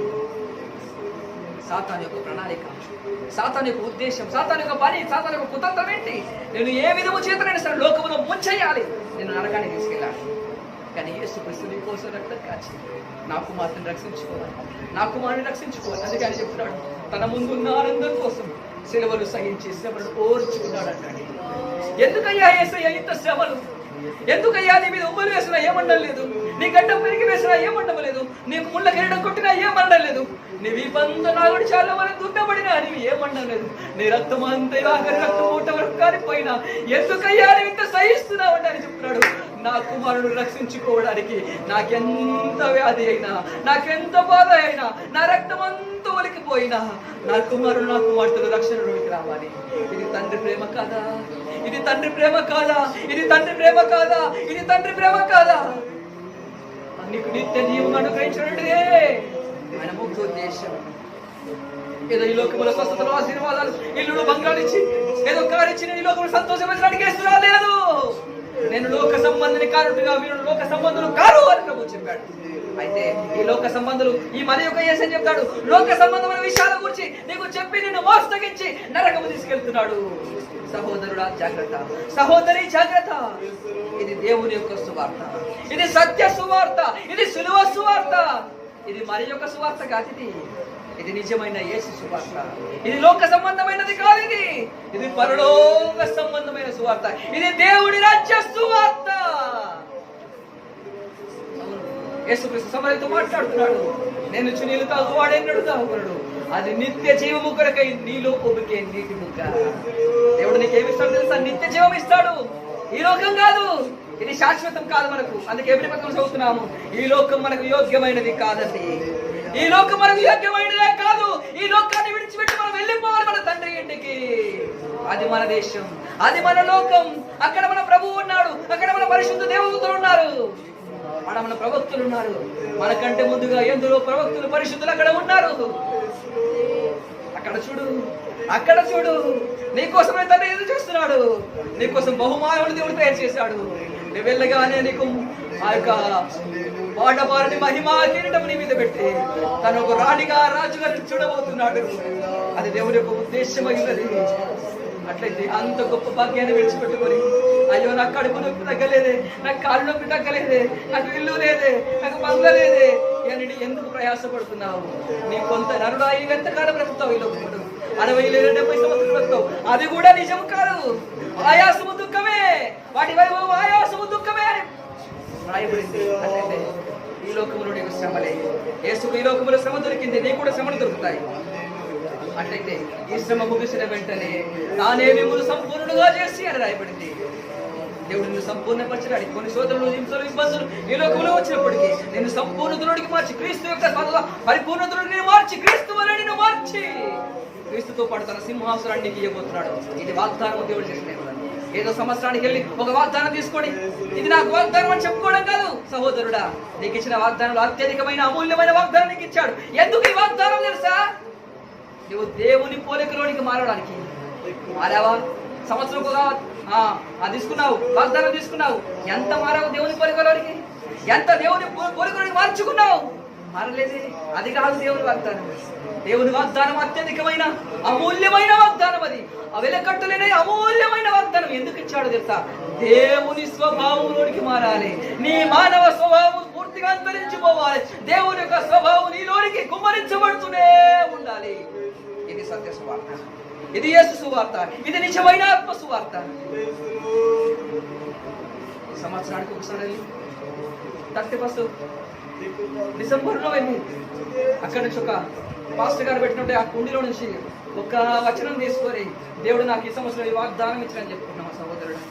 అది కాదు, దేవుడు నువ్వు ఒక్కటి ఇవ్వలేదు, అనేకమైన వాగ్దానం ఇచ్చాడు. కానీ ఈ లోకంలోకి వెళ్ళిన దురాశను అనుసరిస్తే నువ్వు భ్రష్టుడు అయిపోతావని నీకు అనేకమైన వాగ్దానం ఇచ్చాడు. ఈ వాగ్దానం మూలముగా దేవుని స్వభావంలోనికి మార్పు పొందాలని ఇది దేవుడు ఇచ్చిన వాగ్దానం. అంటే మరి యొక్క చేస్తున్నాడు, మరి యొక్క ఆత్మ ఉన్నది, మరి యొక్క స్వభావం. ఎందుకు మేము ఇంత ప్రయాసపడుతున్నాము? ఎందుకు ఈ సత్య సువార్త ప్రకటిస్తున్నాము? మీరు మోసపోకూడదని. అందుకే యేసు సత్య సువార్తను పంపిస్తున్నాడు. నేను చేదో కోరడం లేదు. యేసు నేను గురించి ఏం కోరడం లేదు. నీ హృదయాన్ని ఆయనకి యేసుక్రీస్తు కుమారుడుగా కుమార్తెగా మార్చుకుందాం. నేను ఉచితముగా నీవుడు నీతిమంతుడిగా తీసుకున్నాడు. ఒకవేళ వాక్యము చేత నీకు తగిలినట్టయితే, నీ హృదయంలోనికి ఈ వాక్యం అంగీకరించినట్లయితే నీలో ఉన్న పాప స్వభావం పూర్తిగా తొలగిపోతున్నది. ఆ యేసు రక్తం నుండి పూర్తిగా కడుగుతున్నది. ప్రతి పాపం నుంచి నిన్ను పవిత్రులుగా చేసే యేసు రక్తం నీలోకి వచ్చిన కాక రండి తలలో వచ్చి ప్రార్థన చేస్తున్నాం.